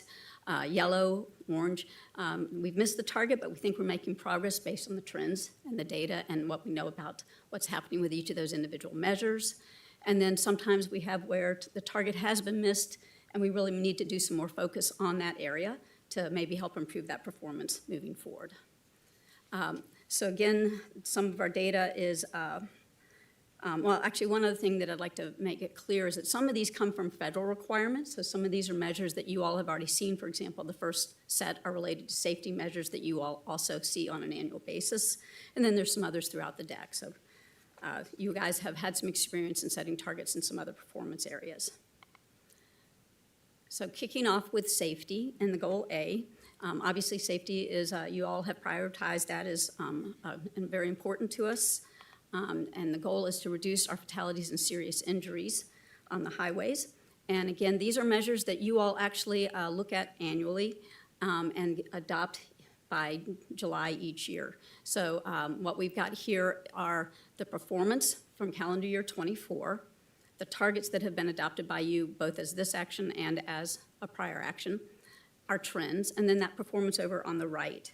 And what we see on our fatalities and fatalities rate, which is the fatalities per 100 million VMT, vehicle miles traveled, that we've got a yellow indicator there. What we saw was a peak in 2022, and then we've seen a decline in levels of the fatalities and the fatality rate since 2022. We also see that currently within 2025 that we seem to be trending downward as well. So we've kind of a subjective determination here that we haven't met the target, but we're trending in the right direction. The serious injuries and the serious injury rate, A1, 2.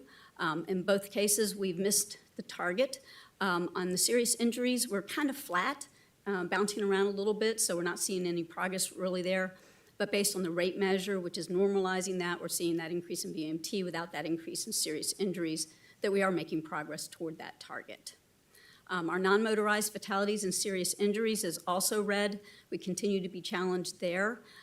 We saw a peak in pedestrian fatalities. It's declined, but our serious injuries are still up, so the numbers overall as a combined measure are still challenging. Now, this is the hardest thing in a way that we do, right? Because you can do all the stuff you do with engineering, you can do all the stuff you do with safety improvements, you can message and sign, and you can do all this stuff. You can do it perfectly, and not that we do it perfectly, but you can do it perfectly in theory. And it doesn't necessarily change this, meaning it helps it not be worse than it would have been, than it is, but it doesn't necessarily take us off the trend line that we don't like. And it just makes me think about it. It's going to get great debate in the session coming up, and it's going to be interesting to watch. Seeing the media about the automated speed enforcement and work zone in New Kent County. Numbers of citations, I'm not sure what the proper word is because it's sort of a number of tickets that are given out in a week. Thousands, 10,000 in a week, 15,000 in a week, in one stretch of road, 10 miles long, 15,000, right? And you got to be at least 10 miles over the speed limit to get one. And it's a work zone. What do you do with that? Well, I'll tell you, it's coming down. The gap is much more clogged up now in that section than it was before. People are getting they're getting the message, but that's enforcement, right? And we don't control enforcement. And we are short with enforcers. The captain knows this across the Commonwealth. And we as a society have denigrated them to a bit. And so how do you do this? You know, I mean, is it important to enforce this? You know, if we want people to slow down, you know, there's two really schools of thought. Either you make the road so you can't go that fast, or you enforce it to the limit that you want it to be enforced. And I prefer it to be enforced to the limit we want it to be enforced to, and have people that just follow the rules, right? And yet, 10,000, and listen, they're not all out-of-state folks. These are mostly Virginians that are getting these citations, right? And some people see it as a cash grab, and I understand that. But for goodness sakes, it's not a mile over or 2 miles over or 5 miles. It's at least 11 or more, right? And there are people at 90 and 100, and we've seen stuff in the news on that, right? So how do you know, in DMV, which is under my purview, but not this purview here, not this board's, they're the safety people in Virginia, and they're working as hard as they can to bring awareness to this. And we pump a bunch of money into safety programs. We pump money into local law enforcement to have more enforcement, and yet here we are, right? And so it's going to be interesting to see how the General Assembly addresses this in the next session. And, you know, I don't know what your anecdotal info, but I said this before. The average speed on the interstates that I drive on is like at least 10 miles over the speed limit. If you're going to the speed limit, man, you're like just being blown by most people. And so, you know, how do we deal with this? And speed, I mean, there's three pieces here: speed, distractive, and no seatbelt. Distracted or impaired, and no seatbelt, right? So the no seatbelt just has more serious consequences, doesn't make you wreck or anything, but the speed and the impairment does. And, you know, so we're just battling this whole societal problem and sort of bearing it on our backs, and yet we don't have all the levers that we need to control this. And as you can see, you know, 918. I've told you this before, but I used to, when I first got this job, where's the deputy commissioner? She was like reporting to me like on a daily basis on this. And I finally got the message, you know, she didn't send the message, but I received the message that it's 2.5 every day, right? Every single day of the year. And I don't know what to do with that data. That's what it is, and what do you do about that, right? How do you fix that? And I'm an old school guy, and to me, it's enforcement. It's education and it's enforcement. And we don't do the education real well, and that's something we need to do better. The A2I down there at the bottom We're just asking for it, you know? I've been on this tirade before, but we keep shoving all these other modes of transportation into a roadway system, and we don't have good rules that are communicated well, and people don't know what to do and how to do it. It's just not good, and we've got to get a handle on this. This isn't a Virginia problem. This is a United States problem. But I bet you I could show you a bunch of road markings right now and ask you what they meant, and I bet you we'd all fail the test. Because nobody told you what they meant, and looking around the room, most of us didn't get our driver's license last year, right? I got mine 53 years ago. And guess how many people have told me what the law changes are and have done any kind of update, any kind of information, any kind of, God forbid, re-upping your driver's license. But there's a lot that's changed in 53 years in the rules of the road and who's on the road and how you deal with it. And we're just continuing to pump those people in, bikes and peds and scooters and, all that. And that's not a bad thing, but it's a bad thing when you don't do it properly. You don't educate properly and people don't understand how it works. So it's driving that number. It's totally predictable. So we got to do a better job as a society, but you can't, but VDOT only has so many levers that they can pull here. And so it's really frustrating to watch this. And we just better, and the automated enforcement thing it can be troubling if, nobody wants government looking at everything they do all the time, all day long. People don't want that, right? But the counter to this is, let's go take somebody like Captain Byers, put him through a lot of training, spend a lot of money to teach him how to deal with all the things he needs to deal with in his job in law enforcement, and then buy him an expensive car that's outfitted with all this gear and give him all this gear, right? Hundreds of thousands of dollars in training and gear, and then just put him on the side of the highway with a little radar gun and go zzz. And that's how we're using all that technology and all that gear and all that training, and that's how we do it. And so it's a tough problem. It's a tough problem. And that's not the best use of all that training and all that other equipment that they have to deal with everything else that's important in their lives, in their work lives. So it's a difficult situation. There needs to be a balance, in my view. And the General Assembly, I'm sure, will continue to address that. It's frustrating because I don't know what we can do to fix it at this body, and yet we got to try, right? So I just keep talking about it as much as I can, and hopefully people that are smarter than me will figure it out. But at the end of the day, folks, if you don't, I've been through this drill. I've said a number of times. I was not on the top 10 list of great driving records as a kid. I went through the demerit system and had to go to a couple group interviews. And, once I got my head screwed on half right, and I realized that not only was it unsafe, but that it was costing me in my wallet, I learned to stop doing it, and I don't do that anymore.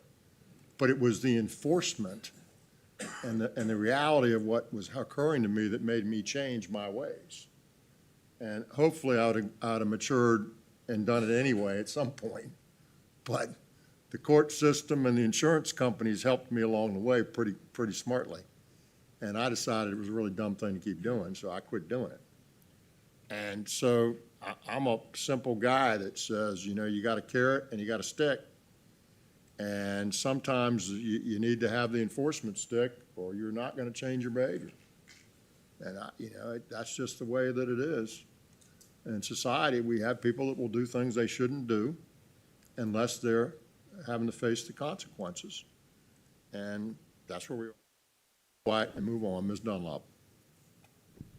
But it's frustrating. And the frustrating part Those are people.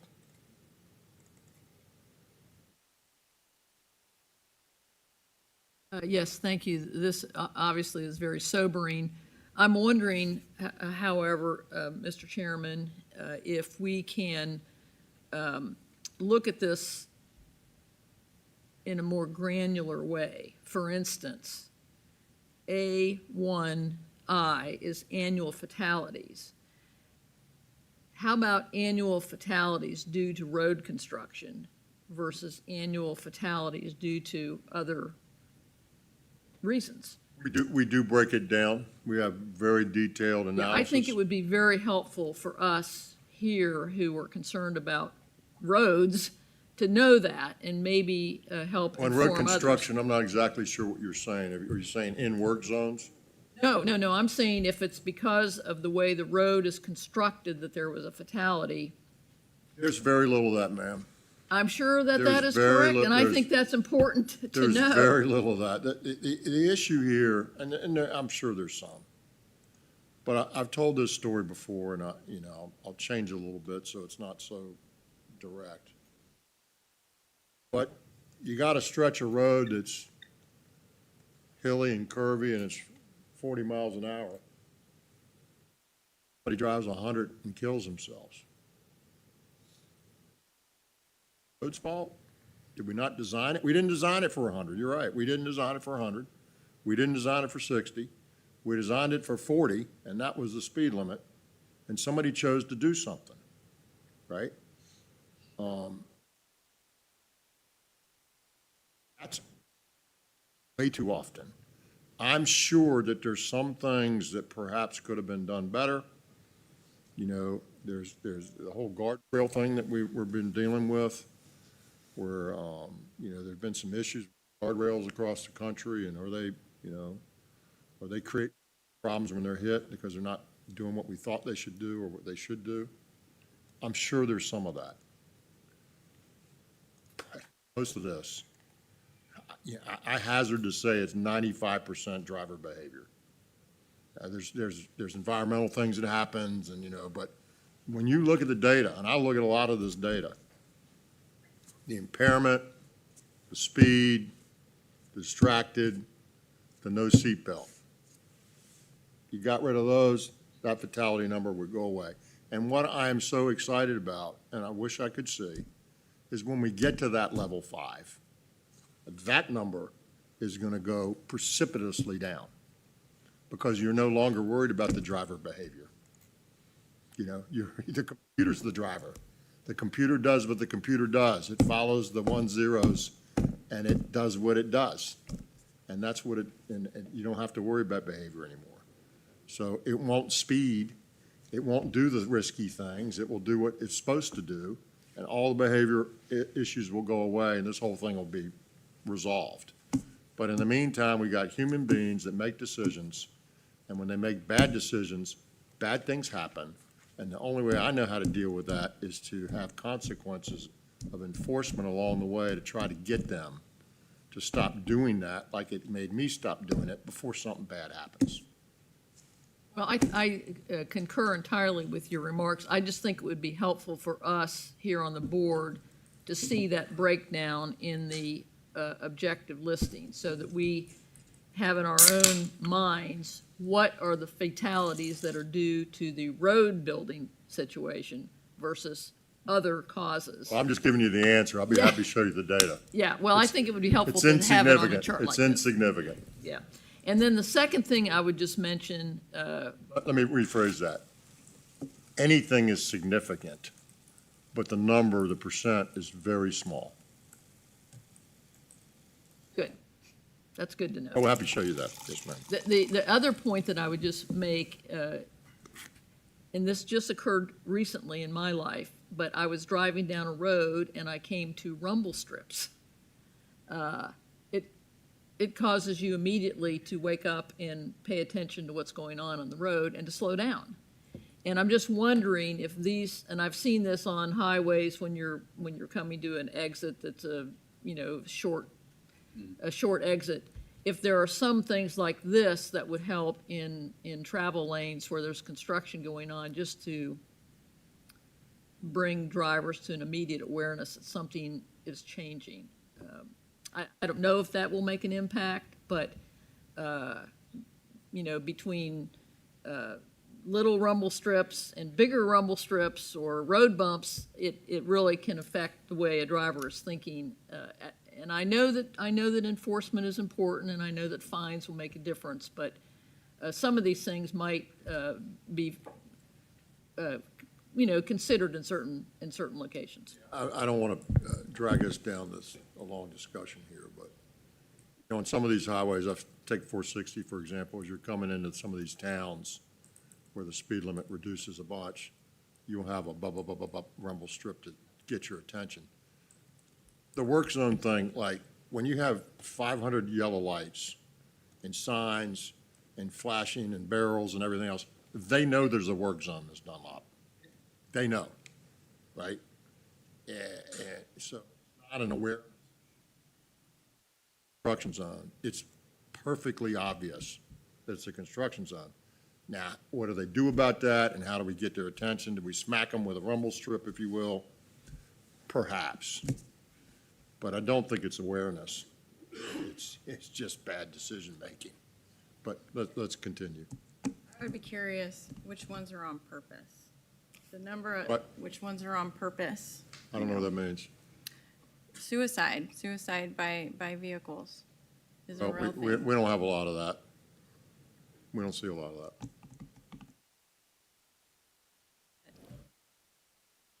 Nothing we're gonna do for it. But we don't see a lot of that. Ms. Law, Mr. you Secretary. want to join the party?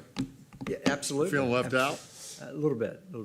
I just wanted to remind the board, especially the new members, that every spring, May, June time period, we have a special dedicated presentation on safety, which we get into some of the information you're detail. talking about and dig into it deeper. Kind of a joint presentation usually with DMV. Thank you. All right, Margie, if you can continue, please. Thank you. So moving from highway to transit, we also have similar measures where we look at the count measure versus a rate. And so the rates are based on the vehicle revenue miles. And what we have our first one for our transit fatalities and the fatality rate. One, it's a pretty small number that we have on an annual basis, which is good. Obviously, the target of 0 may be a little aspirational, but is something that is deemed, potentially accessible in a sense. So our performance indicators just show that while we haven't met the target, we are trending in the right direction. We've had a peak in 2021 of 6 fatalities in 1 year. Also important to note on this slide is our data only goes through 2023. This data comes from the National Transit Database, and this is the most current data that we have available. So we also have the last one. Well, then we have our transit injuries and injuries per 100,000 vehicle revenue miles. Also, the transit injuries has met the target. The rate measure did not, but it's really kind of more of a math equation here that it's very, very close, so it probably could have been a yellow in this situation, but we did not meet it for the rate measure. Obviously, since COVID has passed, revenue miles are up, and so I think it's just a matter of trending in the right direction here. Our safety events and the safety events per revenue vehicle mile have not met the target there either. And so we had a big drop during COVID in 2020, obviously, as the vehicle revenue miles went down. We've returned essentially to pre-COVID levels. And so right now, to address this issue, DRPT continues to work with the transit providers. And there's also some funding programs through TRIP, like TRIP has been expanded to allow funding for various safety aspects that a transit agency is responsible for. I think one thing here that's different from the highway side is that DRPT is not directly responsible for these measures. It's the individual transit agencies. And so these are new measures that DRPT is, that was tracking that the board has adopted, whereby we're taking kind of an aggregation of the numbers across all those transit agencies to help monitor the status and progress that they're making. Okay. And just wanted to highlight, because there are so many efforts both by DRPT and VDOT to improve the outcomes on all of these programs and the goal areas that we present. So here's just a couple quick examples. The Safety Service Patrol, I mean, they provide a lot of value on our interstate systems where they are available. A lot of it might just be incident clearance so that we're preventing secondary crashes and things like that. TRIP, again, as a funding program, has been expanded to include public safety equipment, public safety planning, and training. And so there's different things that we can do to help improve our safety outcomes. Folks, let me say something. We lost a service safety patrol person.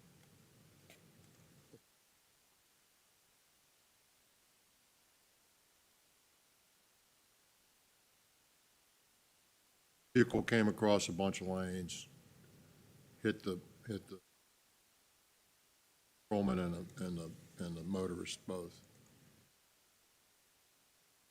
Accident, the incident involved both of them, and the service safety patrol person was killed. And the vehicle had safety issues associated with it. And this is another thing that, and I'll just say it, you know, there's been a lot of discussion. We've been trying to get rid of the license plate decals because they're functionally, they're a lot of money for.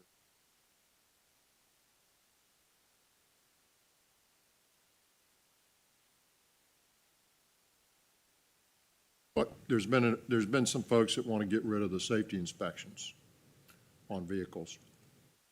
I go back to my youthful stories, and if you ever had been, you know, if you've never been in a situation where you haven't had a lot of money, when you don't have a lot of money or enough money, you have to make choices, and you see it every day with people, and I've been there.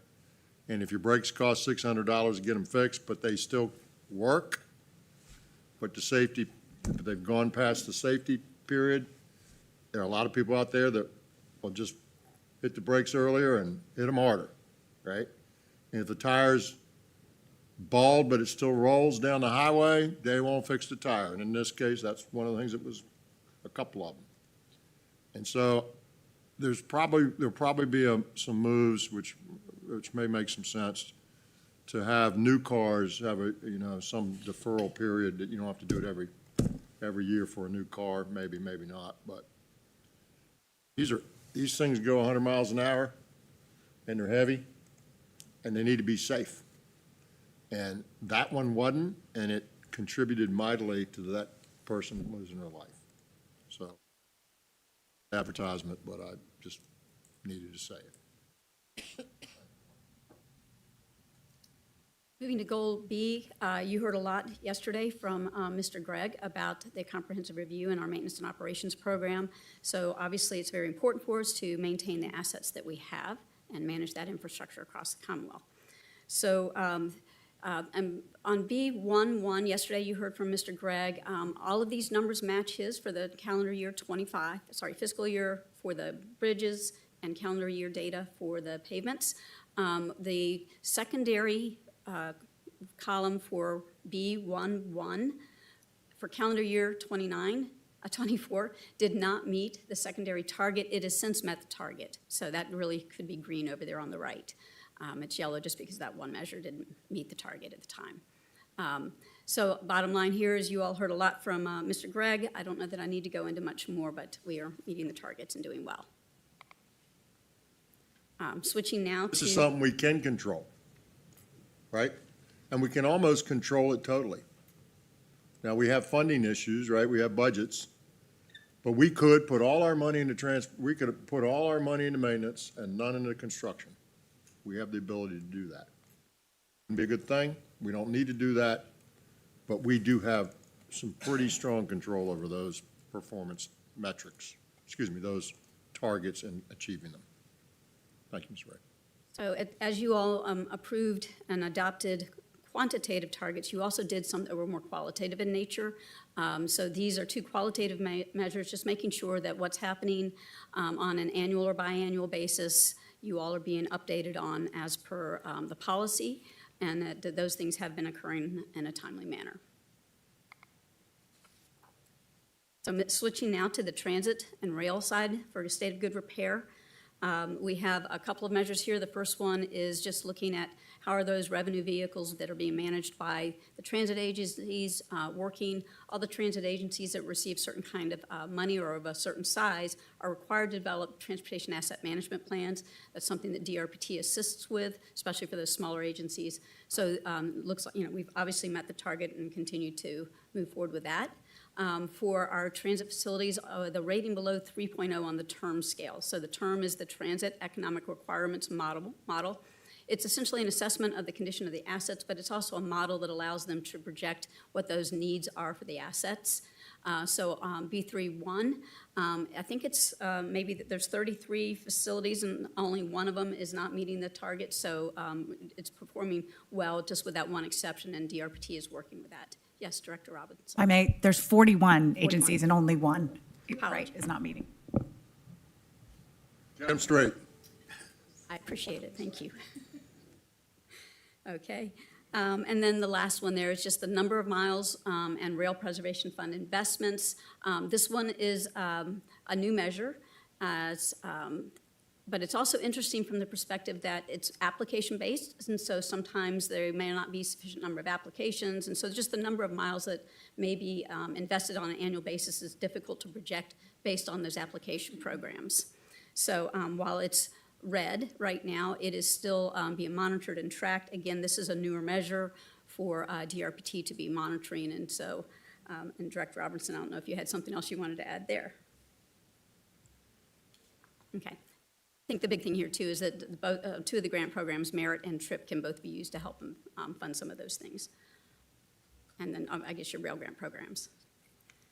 Okay, end of goal B is just a couple of highlights here. It's just here's a bridge replacement project that we have going on I-81. And then over on the right is the DeLong facility. This is a rail industrial access grant that you all would have heard about, but this is something that was done to help support the Port of Virginia as some of the strategic investments in that area. So moving to goal C, where we're looking at really trying to improve travel reliability and congestion so that we're encouraging our economic competitiveness, looking at other modes as well, and trying to encourage usage of that. The first two measures here are a couple of our federal measures. So we're looking at the percent of miles traveled that are reliable on both the interstate and the non-interstate systems. In these measures, again, are looking at the reliability or the variability in the travel time along these segments. And so what we're looking at here is the percentage, you look at the 80th percent travel times relative to the ratio to the 50th percent travel times. And you're looking at that on a segment level basis. So each segment that is less than 1.5 at that ratio gets summed together, and it's that percent of that total miles of the interstate that then are reliable. So clearly we've met the goal here, or the target for our interstate and non-interstate. COVID recovery, we saw some much improved reliability when travel was down, but things have moved back up, but we're still on the non-interstate system, still doing very well there for reliability.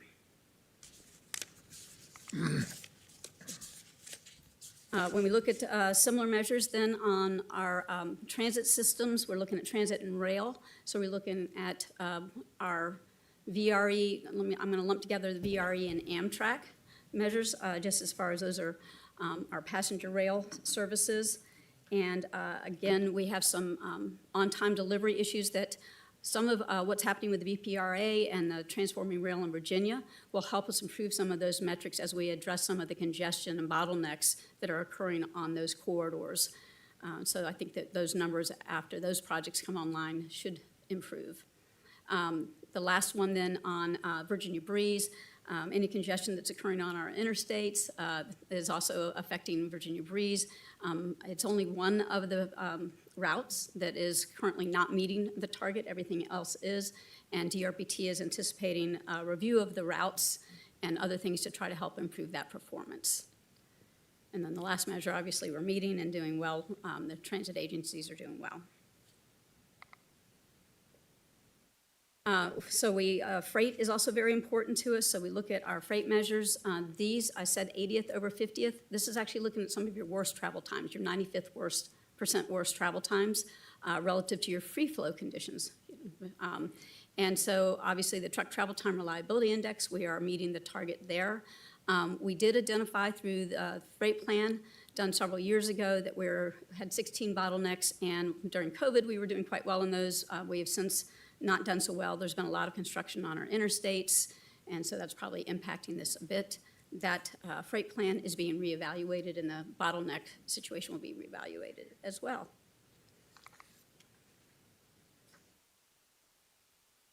And so we look at transit efficiency and effectiveness. The first one isn't a measure that you adopted as a target, but it's important for the next three measures there. I'm sorry, the next two measures related to our transit passengers per revenue vehicle hour and our revenue vehicle per mile. And the C3-1, we're trending in the right direction. You can see how close you are to the target, but we moved it to yellow just because we hadn't quite met the target yet. And then the transit passengers per revenue mile is green. C3-2 and C3-3 are two new measures that we are still looking at and don't have a lot of historical data on. And so I think this is going to be a good measure for us to use moving forward.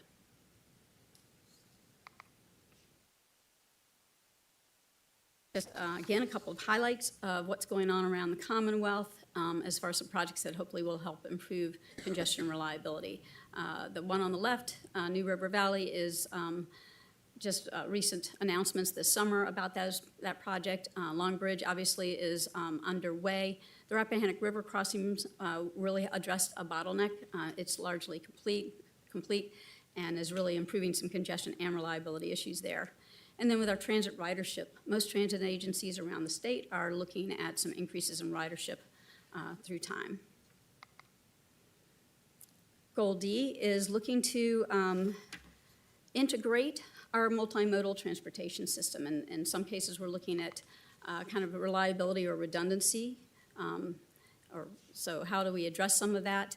D1 was a challenging measure to address the objective.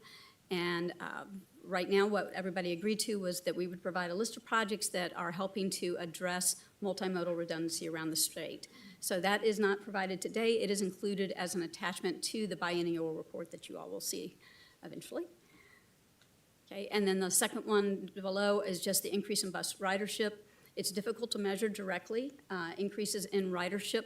And so what we look at is ensuring that the facilities that help support transit utilization are in good condition so that theoretically people are encouraged to use those transit options when they have good facilities.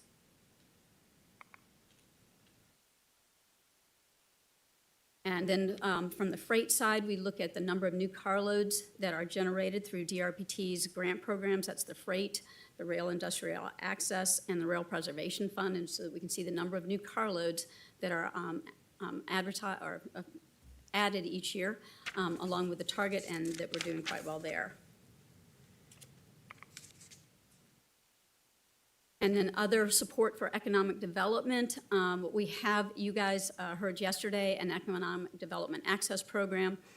This is the D41 for VDOT and DRPT are new measures. I think we underestimated the target because it wasn't something we'd been tracking before. Clearly, we're doing a lot to try to encourage application for those grant programs. D41 really is, it's a component of the measure that was on the prior slide, but through the Rail Industrial Access Program, how are we increasing both the rail throughput as well as, or the new carloads as well as new jobs? And so we're doing well there. Again, the new jobs is a little bit variable based on the applications that come in, but over 5 years, I think we've added about 600 new jobs through the Rail Industrial Access Program. So a couple of highlights here, GRTC here in Richmond area has a plan right now where they're looking to improve their infrastructure around the city. A lot of it gets into bus stop improvements. We have the Delmarva Central Railroad, which that was a Rail Industrial Access Grant, and that's supposed to provide some more reliable service to their customers. And then the last one there is the Patton Logistics Group, where you recently awarded an EDA grant to Pulaski to help facilitate this. And our last goal area is environmental, where we want to and make sure that we are doing things that are going to enhance the quality of life and preserving our agricultural, natural, historical, and cultural resources. And so we have two more qualitative measures, ensuring that as we look at projects, we are conducting and completing the analyses that are required for NEPA, where there's a federal and state environmental review requirement, and then there are also national ambient air quality standards, and making sure that we're in compliance with those. And this is just an example of the commuter choice program that's funded through Virginia and MVTA that helps provide options, or that supports those multimodal projects that provide options for non-SOV travel, so theoretically improving our air quality. Focusing on the 2025 biennial report. So our office is responsible for developing it, along with these measures, targets, all the data. We work very closely with VDOT and DRPT to pull these reports together, and VPRA. VPR can't be ruled out of here. And so the purpose of this is to provide transparency and accountability. And this is through the Code of Virginia. And so this report has to be provided to the Governor, the General Assembly, and to you all. And those results that are presented today will be included in that biennial report, along with the trends. I know you all are very interested sometimes to see the trends. Just very quick note, too, on the trends, we do include 6 years of data so that we include COVID, so that you can really see what's happened since COVID. When you take COVID out there, it doesn't really always make that trend as clear. But these boxes all highlight the code requirements. So we have to include the list of projects that are modified from the prior fiscal year. This is really related to Smart Scale.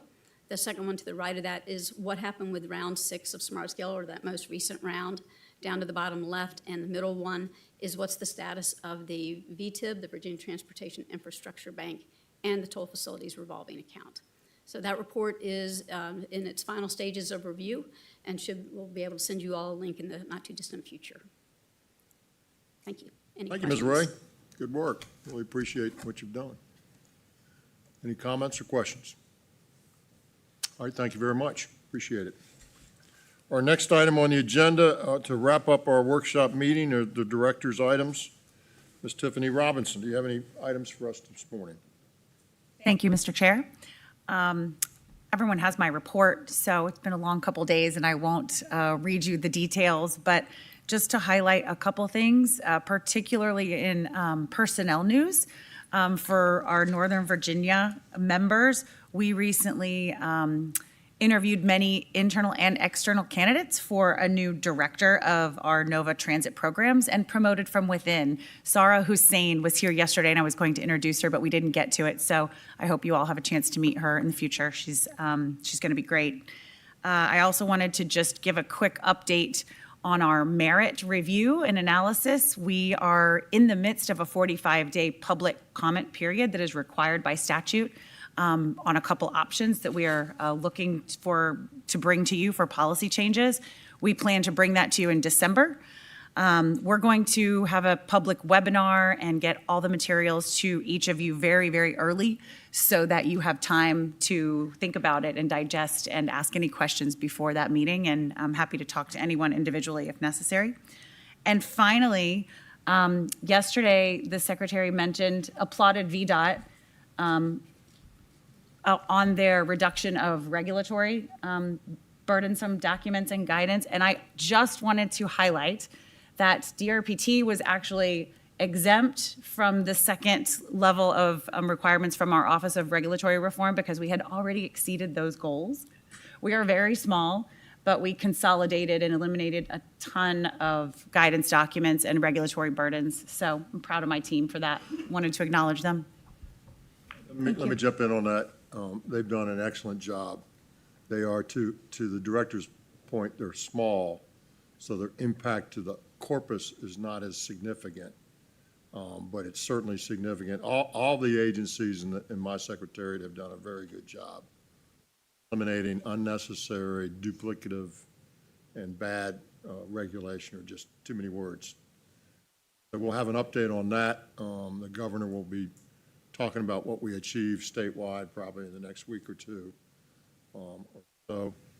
and you're going to see some really good performance out of DRPT, VDOT, and the other agencies in our state. Very proud of the work that you've done, Director and Commissioner. Thank you for doing that. Director, you finished? Yes, sir, thank you. All right, Commissioner. Mr. Secretary, members of the board, I do have a couple items for you this morning for your information. What's in your package, I've got three elements. One is to bring you up to speed on an agreement that we have entered into with the Federal Highway Administration, the City of Richmond, the Virginia State Historic Preservation Officer, as well as other members, to be able to advance or FHWA, to be able to advance the reconstruction activities down here on Broad Street for the CSX overpass right here in Tobacco Row. I do need it is in your package. You can take a look at the memorandum of agreement that has been executed. It is a delegation of responsibilities that the board gave to the commissioner in 2015, so this is just for your information purposes only. Two other items, you have initial financial plans for two projects. One with regard to the Hampton Roads Express Lane project in Tidewater, to be able to talk to you about the risks on that project, but also the financial resources that are being applied to that. These are required for your review and information for any projects valued over $100 million. The second one is the I-81 widening down or up in Winchester, or in the Stanton District, mile marker 242 to 248. We have so many 81 projects right now underway. But again, this is another initial financial plan for your review. If you have questions or comments, certainly you can bring them back to me at a later time. The final commentary that I have is with regard to a letter that communicated to you, I believe, on the October 3rd, with regard to the Disadvantaged Business Enterprise Program and the interim final rule that the U.S. Department of Transportation issued. As you recall, Mr. Laird brought up a question with regard to what are we doing with regard to the outstanding court cases that I believe in Tennessee had. At that time, I said we were not pivoting off of our position on setting goals and enforcing those simply because the Code of Federal Regulations existed at that time. Well, the Code of Federal Regulations have changed, so we have pivoted as I said that we would. In essence, what this memorandum did was to instruct our agency that we would be removing all goals from all active federal aid projects, as well as not setting any goals moving forward until such time as those DBEs could recertify themselves on a case-by-case basis to show that they had social and economic disadvantage and not ones that were based upon race or gender. And so we have work that is underway right now to be able to identify what that program is going to look like. Any recertification has to be done by the Virginia Department of Small Business and Supplier Diversity, which we are having conversations with. I should point out that any changes to any program that would set forth a recertification opportunity for DBEs to be reconsidered needs to be reviewed by the Federal Highway Administration and ultimately approved by the US DOT. So there is a little bit of a process that we need to go through. We are having active conversations with SBSD and advancing ideas to be able to formulate what that recertification will look like and what that criteria is for the US DOT to consider. Now, moving it forward, to be able to set goals on future projects, we're going to need to have a population of DBEs that we can work from. It's just not, we'll get one and then start resetting goals. We need to reformulate the program and restructure how many people are eligible for the DBE program. So there's a little bit of work yet to be done. This is something that certainly is very fluid situation at this point in time. I would anticipate more updates as we move forward. It's not going to be solved overnight. We are looking at what other states have done. Ohio has been pointed out as a potential where they have just created the DBE program to be for small businesses, and there's some definitions around what that looks like. We are actively looking at that and taking that under consideration to potentially take that same approach. But that also requires some conversation with SBSD, and then ultimately, as I said, through USDOT to be able to advance what this looks like. So more to come. I don't have any other answers at this time other than we have an interim final rule.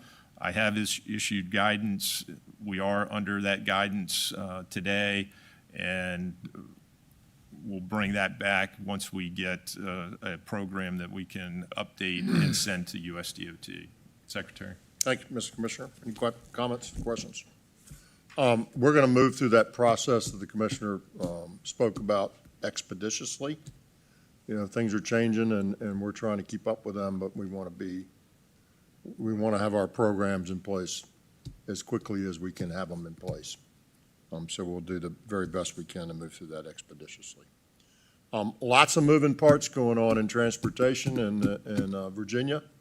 I would tell you that in general, Virginia's in a really good place in terms of its growth and its opportunity. As the governor has been touting, we're, I think, at 135 billion and counting, maybe a little bit more now, of investment over our course of our administration, and that's just record amounts that we've never seen before. And so, you know, transportation is critical to that. We continue to have, we continue to be a leader in transportation in the nation.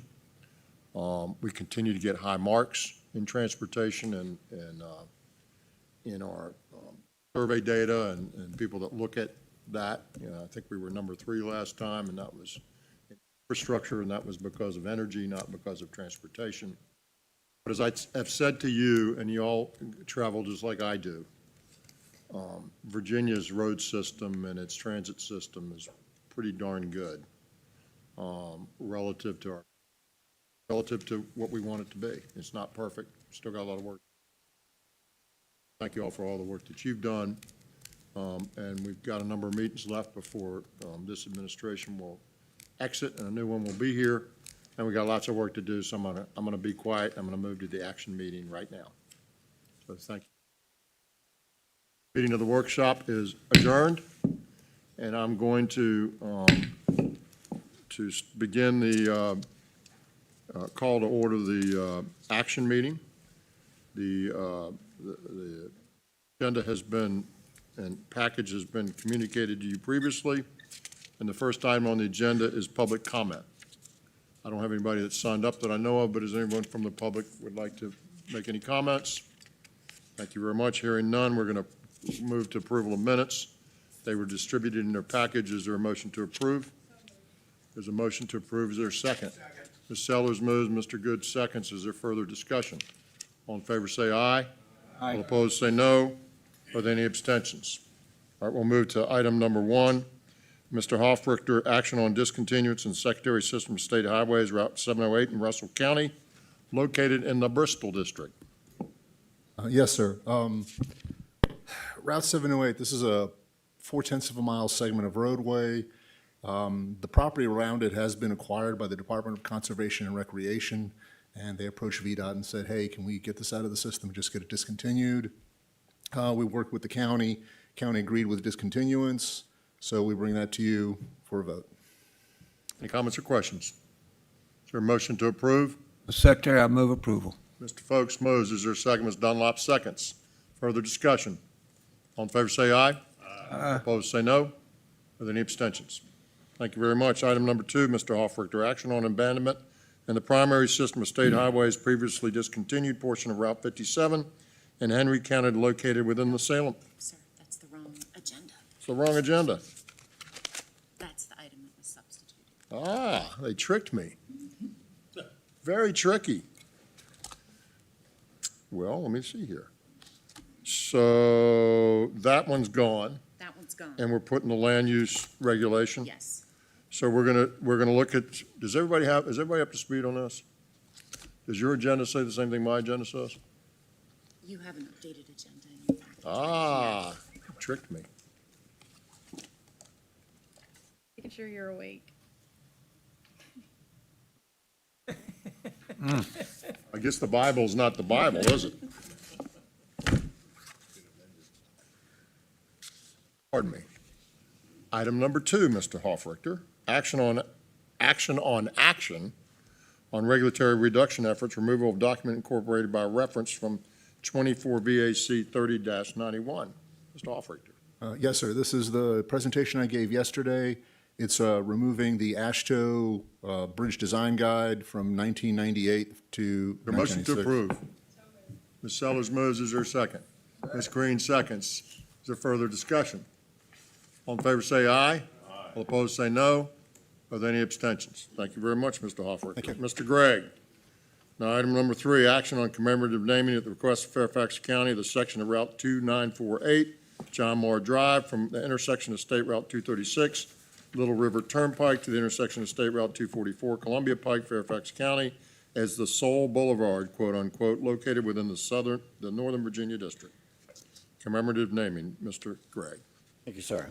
The Fairfax County Board of Supervisors enacted a resolution on September the 15th, 2025, to recognize the lasting contributions and strong community engagement of the Korean American community, whose civic, cultural, and economic presence is deeply rooted in the fabric of their region. Through community engagement and feedback, this section of John Moore Drive was identified as a corridor of appropriate context and symbol significance, and the name Seoul Boulevard was chosen to honor the capital city of Seoul, Korea, while representing the enduring pride and heritage of the Korean community. VDOT has not received any public comments on this proposal. Mr. Gribben, is there a motion to approve? So moved. Is there a second? Ms. Sellers seconds. There's a motion and a second. Is there further discussion? All in favor say aye. Aye. All opposed say no. Are there any abstentions? Thank you, Mr. Gregg. Mr. Heltzel. Item number 4, action on limited access control changes for I-81 Corridor Improvement Program, exit 143 to exit 150 improvements, Roanoke and Botetourt counties located within the Salem District. Mr. Heltzel. Good morning, Mr. Chairman, members of the board. This project length is about 8 miles. It extends from the 581-81 interchange up to the 220-81 interchange. The department has conducted its appropriate environmental and public involvement due diligence. We do have letters of endorsement from the 2 affected counties, and the Federal Highway Administration has approved these limited access modifications. With your favorable dispensation, the project will move quickly to design approval and then almost immediately to right-of-way. They are moving very quickly. I recommend your approval, sir. Thank you. Dr. Smoot, do you recommend this approval? Mr. Secretary, I move approval. Thank you very much. Is there a second? Second. Mr. Folks seconds. So there's a motion and a second. Is there further discussion? All in favor say aye. Aye. All opposed say no. Are there any abstentions? Thank you, Mr. Heltzel. Mr. Caudle. Thank you, sir. Action on, item number 5, action on approval of amendments to the rules, regulations, and rates concerning toll and bridge facilities, 24 VAC 30-620. Good morning, Mr. Caudill, thank Good you. morning, Mr. Chairman, members of the board. As you may know, we took the tolls off Coleman Bridge on August 8th. What a shame. It's a As terrible a, thing. as a result, we have to amend the code section as referenced by the secretary and take out the toll rate schedule for the Coleman Bridge. Ms. Sellers moves. Is there a second? Mr. Davis seconds. Is there further discussion? All in favor say aye. Aye. All opposed say no. Are there any abstentions? Thank you, sir, very much. Item number 6, Ms. Farmer, action on Interstate 64 Hampton Roads Express Lanes Network Toll Facility Revolving Account Funding Authorization. Ms. Farmer. Yes, sir. The proposed action was workshopped at last month's meeting related to the advancement of $28.1 million from the toll facility revolving account to support tolling-related construction on the Hampton Roads Express Lanes network. Any questions? Move Mr. Coleman? Mr. Coleman makes a motion. Is there a second? Second. Ms. Sellers seconds. Is there further discussion? All in favor say aye. Aye. All opposed say no. Are there any abstentions? Thank you very much, Ms. Farmer. Ms. Monaco, item number 7, action on annual WMATA certifications. You tricked me. Thank God We've got used to one-day meetings. She was here yesterday. So. I'm sorry to blaspheme you, Ms. Monaco. It's Mr. Trogdon is here. Yeah, you got a presentation last month. Don't know if there's any questions about that. It's shocking. I expected her and I saw you. I was like, I bet. Any comments or questions on this? Is there a motion to approve? Mr. Minshew? Approval of the item as presented. Mr. Gribbin seconds. There's a motion and a second. Is there further discussion? All in favor say aye. All opposed say no. Are there any abstentions? Thank you very much. Item number 8, Mr. Todd, action on Purdue Rail Industrial Access application. Welcome, Mr. Todd. Nice to see you today. Good morning. Yeah, thank you, Mr. Secretary, members of the board. Purdue Agribusiness has applied for $750,000 to the Rail Industrial Access Program to support their $60 million investment, generating over 7,000 new rail carloads. The project scored well in our application criteria, and I would recommend your approval. Move approval. Alderman moves. Is there a second? Dr. Smoot seconds. Is there further discussion? All in favor say aye. Aye. All opposed say no. Are there any abstentions? Yes. Abstain. Abstain. You make the motion? You made the motion. I'll move approval. Let's back Okay, up. I'm Let's sorry. back up, Mr. Coleman. I didn't vote. Those two things, that doesn't matter. You did vote. Okay. You motioned. Are you abstaining, Mr. Coleman? I am. Ms. Sellers makes the motion. Is there a second? Second. Mr. Folks seconds. Is there further discussion? All in favor say aye. Aye. All opposed say no. Mr. Coleman's abstaining. Mr. Coleman, you're abstaining, correct? Yes, I am. Yes, sir. Thank you very much.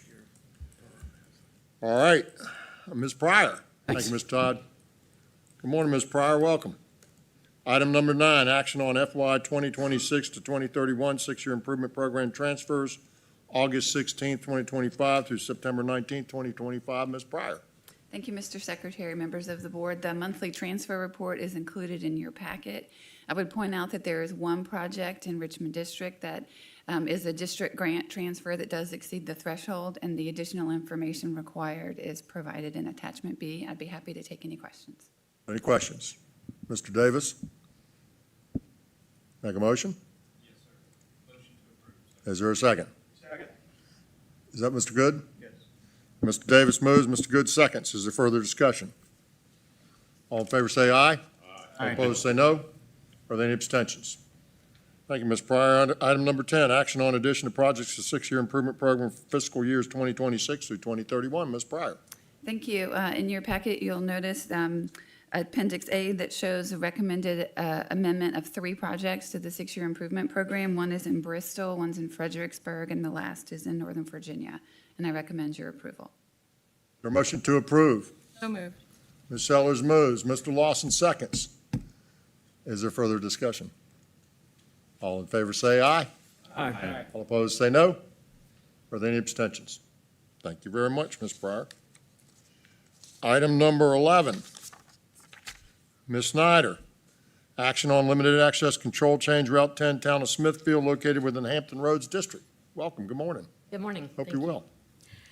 Yes, I have one request today. It is from a landowner in the town of Smithfield along Route 10, requesting a break in the limited access to support development of their adjacent parcel. Town of Smithfield endorses this break. VDOT has reviewed, and we recommend your approval. Mr. Pullman. Move to approve. There's a motion to approve. Is there a second? Mr. Lawson seconds. Is there further discussion? All in favor say aye. Aye. All opposed say no. Are there any abstentions? Thank you very much, Ms. Snyder. Appreciate it. Mr. Lawson. Item number 12. Action on Governor's TPOF project funding. Yes, we have an item before you today is related to the TPOF project that was presented to you yesterday. This is for the Williamsburg Transportation Arrival Center. You saw the presentation from the Colonial Williamsburg Foundation and the City of Williamsburg. The project will provide significant improvements into I'll just call it traffic management within Colonial Williamsburg, providing dedicated areas for bus drop-off and pickup, additional parking, and really support the expanded use and visitation that's happening in the Colonial Williamsburg area. As mentioned, this is a $12.7 million project. The request or the direction from the governor is to provide $5 million from the Transportation Partnership Opportunity Fund, with the Williamsburg and their partners providing the remainder of the funding. So based on this, Mr. Secretary, I would seek your approval of the $5 million direction as requested by the governor. Mr. Coleman. Move to approve. There's a motion to approve. Ms. Dunlop seconds. Is there further discussion? All in favor say aye. Aye. All opposed say no. Are there any abstentions? Thank you, Mr. Lawson. Mr. Coker. Yes, sir. Welcome. How are you, sir? I'm doing great. How you doing? Apparently, I have an out-of-date agenda as well. It happens. How we doing? I'm doing excellent, sir. Thank you for asking. How we doing? We're doing very good We're getting ready to today. find out, aren't we? Yes, sir. All right, let's go. Mr. Secretary, members of the board, I have 8 projects for your consideration this morning.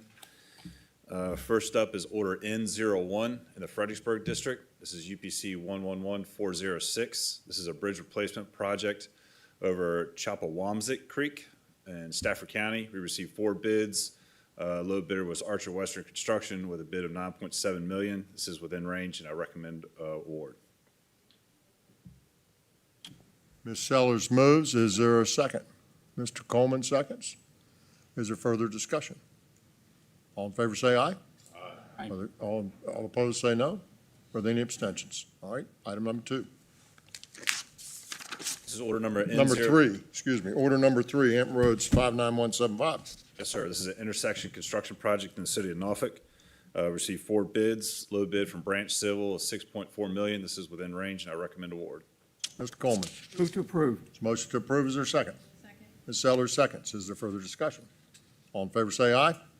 All opposed say no. Are there any abstentions? Thank you, Mr. Coker.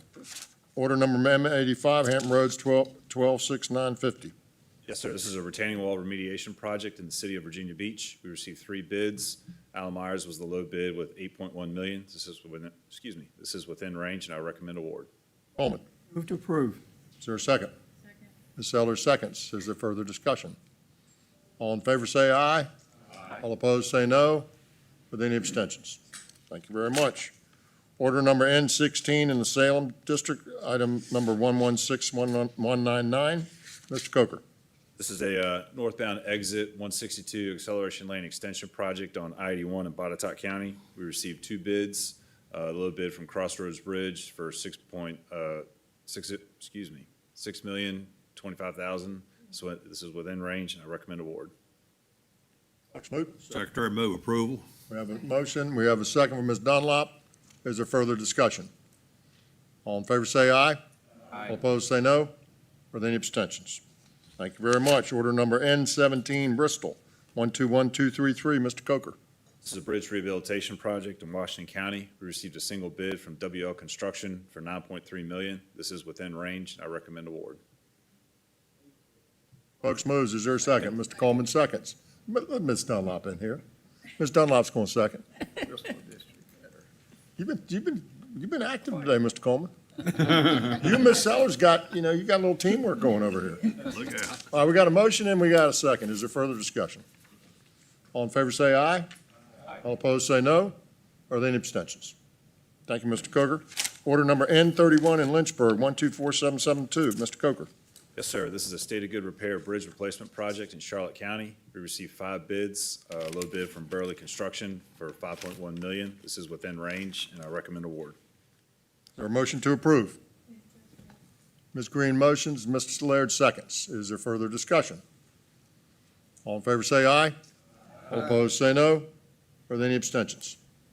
Thank you very much. Order number DB 135 in Hampton Roads, 119217. Mr. Coker.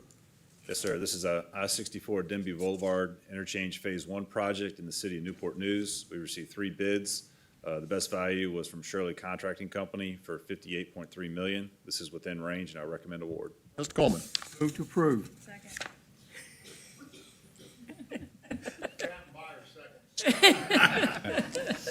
Is there further discussion? All in favor say aye. Aye. All opposed say no. Are there any abstentions? Thank you very much. Order number DB 137B, Bristol 118662. Mr. Coker. Yes, sir. This is the McMullen Bridge Replacement Project for Route 660 over Norfolk Southern Railroad in Smythe County. We received 2 bids. The best value is from Orders Construction Company for $18.9 million. This is within range, and I recommend award. Mr. Folks, what county is this in? Smith County, not Smythe. Thank you very much. Apologize, sir. Mr. Coker, you went all the way to the end. You got everything in range, right? Make a note. Thank you, sir. We have a motion. Do we have a second? Ms. Dunlop seconds. Is there further discussion? All in favor say aye. Aye. All opposed say no. Are there any abstentions? Mr. Coker, very well done. Thank you, sir. Thank you, appreciate it. There is no new business that I know of to come before the board. I would like to thank you all for all the hard work that you do. We've had a good day and a half of a good work here on the Commonwealth, and y'all are to be commended. So I appreciate it very much. I wish you a safe time home, and we will have a meeting on November 10th. I know some of y'all can't make it, and I apologize for the short notice, but we appreciate those who can be here on the 10th. It will be a meeting that won't be too long, probably a couple hours or so, but it's a necessary meeting. So I appreciate you very much. This meeting's adjourned.